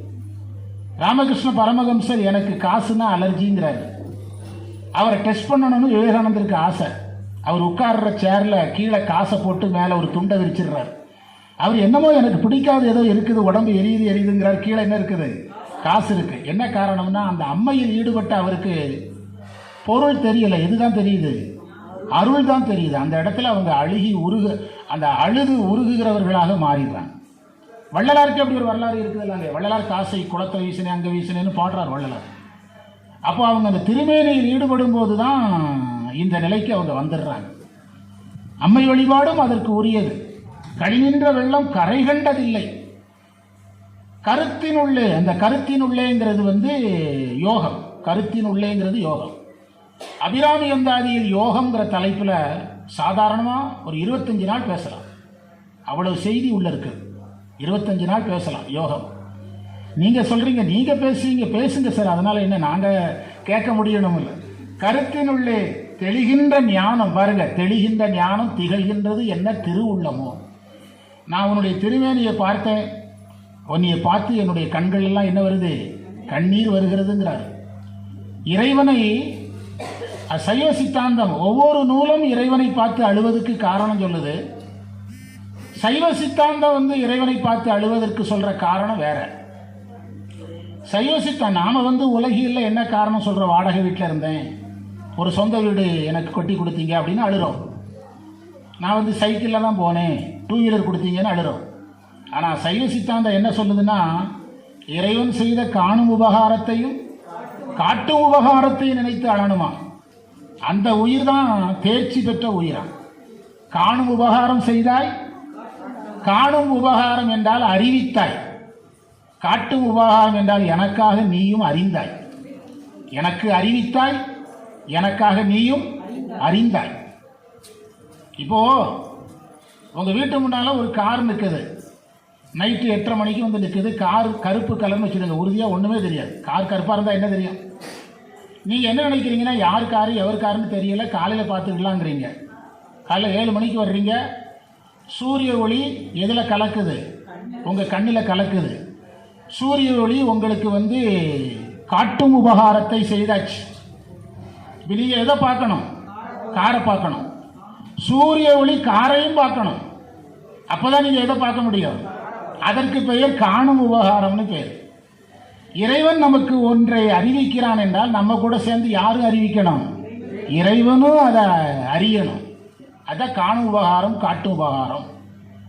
தாயுமானவர் ஒரு இடத்துல பாடுறார், காரகமார் கற்பரை கண்ணூடும் வாரம் வைத்து காத்தனை நீ வாழி பராபரமே அப்படின்னு தாயுமானவர் ஒரு இடத்துல சொல்றார். காரகமார் கற்பரை கண்ணூடும் வாரம் வைத்து காத்தனை நீ வாழி பராபரமே. அதற்கு பொருள் என்ன தெரியுமா? இந்த திருவாசகத்தில் 8 மாத குழந்தையா நான் இருக்கும்போது, 7வது மாத குழந்தையா இருக்கும்போது பிழைத்தும் பாடுறார்ல, அந்த கான்செப்ட் போட்டி திருவகவல் கான்செப்டோட தொடர்புடையது. அந்த வரிக்கு என்ன பொருள் தெரியுமா? எங்கள் அம்மாவுடைய வயிற்றில் நான் இருந்தேன். அந்த திருவாசகத்தில் நீங்கள் அதுக்கு உரை படிச்சிங்கன்னா படிக்கவே முடியாது, அழுக வந்துடும். அந்த மாணிக்க வாசகருடைய 2வது மாதம், 3வது மாதம், 4வது மாதம், 5வது மாதம், அதற்கு உரை எழுதுறதுக்கு டாக்டர் உதவி கட்டாயம் வேணும். அதுக்கு உரை எழுதுனவங்க சொல்கிறாங்க, குழந்தை வளர வளர இட நெருக்கடி வரும். அதெல்லாம் உண்மைதானே, இட நெருக்கடி வரும். பிறகு குழந்தை கருப்பை அதற்கு தகுந்தபடி ரொம்ப பெருசாக என்ன செய்ய போகிறதில்ல, வயிற்றை விட பெருசாக போகிறது இல்லைல்ல. ராணி டாக்டர் சொல்லுவாங்க, மகப்பேறு டாக்டர் சொல்லுவாங்க, ஒரு தாயின் கருப்பை இவ்வளவு தான், எப்படி 3 கிலோ குழந்தையை தாங்குது, 3.5 கிலோ குழந்தையை தாங்குது எனக்கே தெரியலப்பா. நான் ஒரு ஆயிரக்கணக்கான பிரசவம் உடுமலைப்பேட்டையில் இருக்கிற நிறைய பெரும்பாலோர் யாருடைய பிரசவத்து பார்வையில் பிறந்தவங்க, அவங்க சொல்லுவாங்க, எனக்கே நான் மருத்துவம் படிச்சிருக்கிறேன், எனக்கே புரியலம்பா. அவ்வளோ பெரிய அதிசயம் நம்முடைய சைவம். அப்போது அந்த திருமுறை தாயுமானவர் சொல்கிறாரு, எங்கள் அம்மா வயிற்றில் நான் இருந்தேன், அந்த குழந்தை வளர வளர அந்த கரும் சிவப்பு நீர் வந்து அந்த தாயின் வயிற்றில் பெருகி கொண்டே வரும்.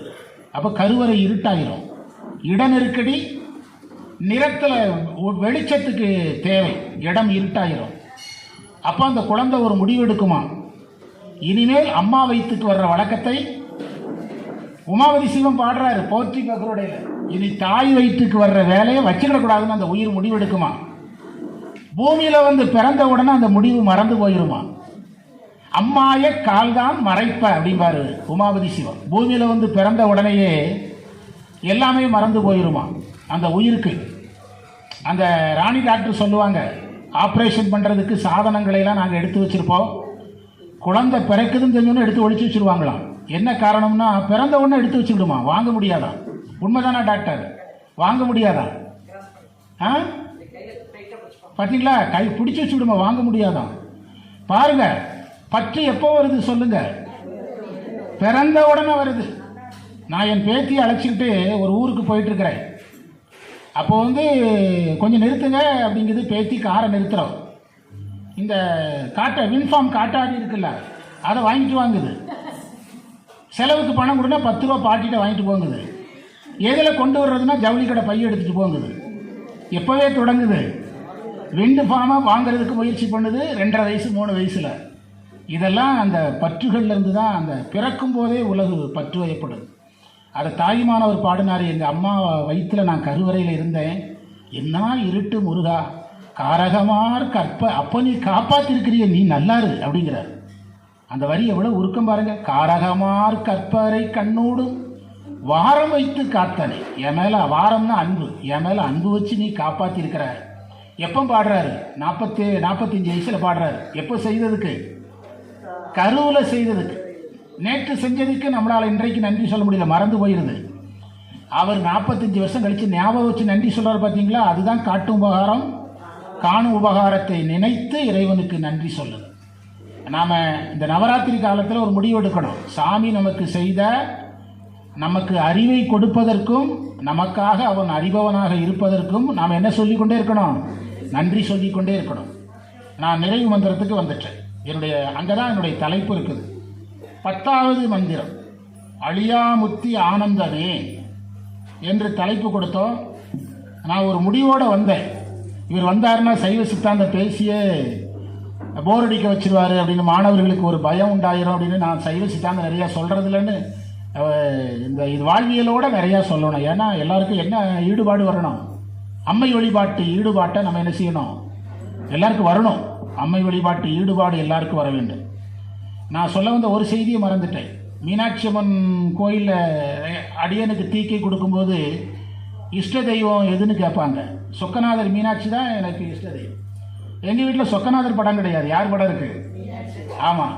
நான் என்னுடைய இந்த ஒவ்வொரு ஊருக்காக வேலைக்காக பயணம் செய்கிறதுல என் கையை விட்டு நிறைய பொருள் போயிட்டு, ஆனால் நான் முதலாக ஃப்ரேம் பண்ணி தயார் பண்ண மீனாட்சி இப்போவும் எங்கள் வீட்டில் பூஜையில் இருக்குது. ஒரு பெரிய படம் இப்போவும் எங்கள் வீட்டில் இருக்குது. அந்த பெண் தெய்வங்களுடைய வழிபாடு நம்மளை ரொம்ப என்ன செய்யும்? ரொம்பவே காப்பாற்றும். நான் நிறைவு மந்திரத்துக்கு வந்துட்டேன். நின்றும் இருந்தும் கிடந்தும் நடந்தும் நினைப்பதுன்னை அப்படின்னா என்ன அர்த்தம்? எப்போதும் உன்னை நினைப்பேன்னு அர்த்தம். அவ்வளோதான். நின்றும், அதாவது இந்த வரி எனக்கு ரொம்ப பிடிக்கும். யோகம்னா என்ன அப்படின்னு கேட்டால் நாம் நிறைய விளக்கம் சொல்கிறோம்.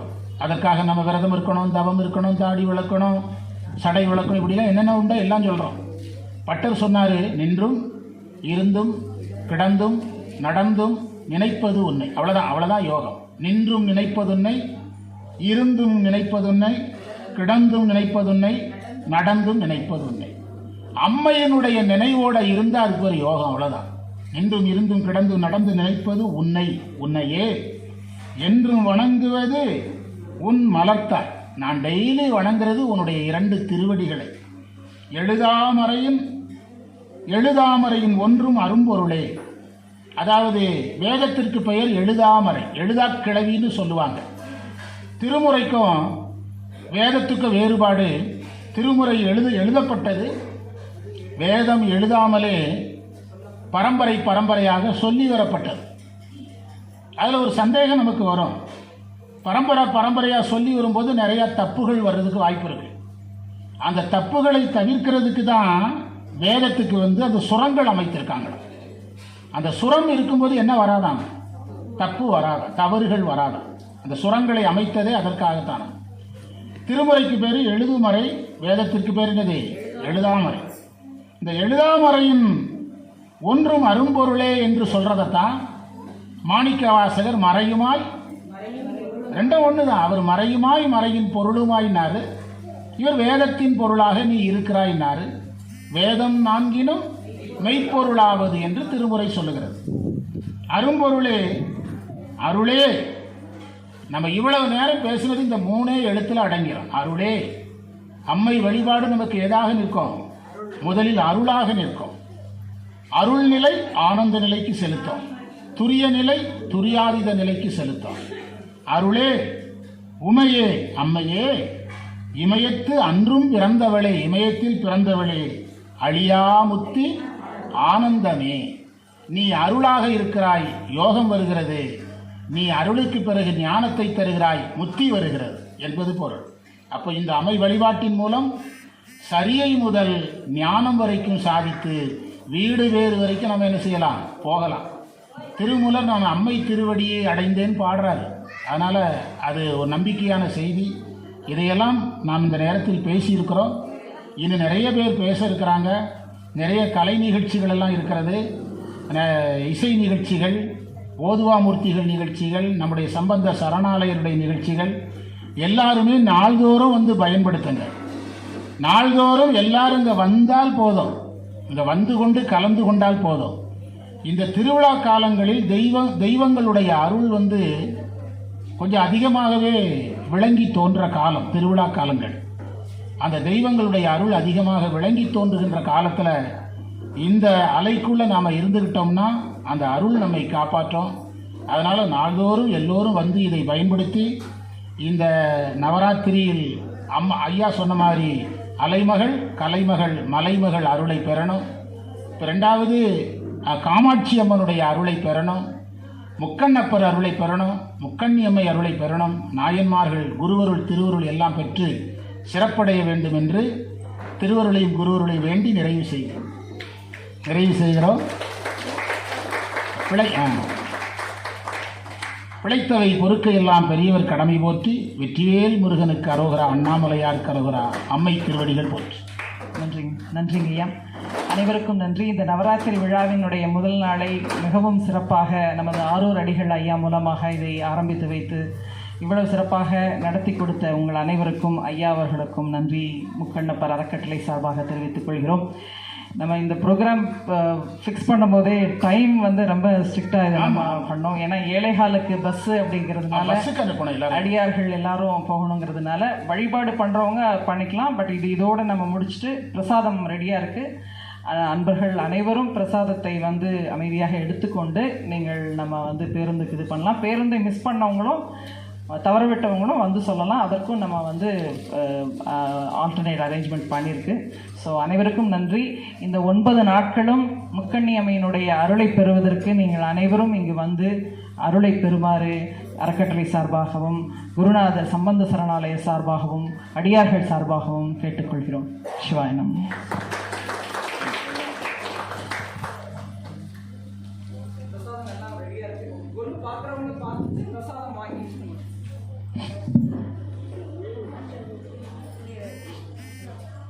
இருக்கிற அடியார்கள் பாடல் அபிராமி அந்தாதி எல்லாரும் சேர்ந்து பாடிக்கலாம். போக்குவரத்துக்கு போறவங்க பிரசாதம் வாங்கி நானே உங்களுக்கு அதை பார்த்து அதை அந்த பாட்டு உரை எல்லாமே கண்டுபிடிக்கிறேன்.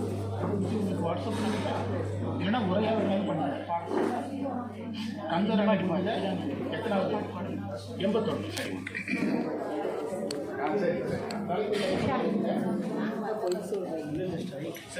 இல்லை வரும்போது கேட்டேன் நீங்கள் வந்த பஸ்ஸு தான் நான் கேட்டேன் நான் கேட்டப்போ 12 பேர்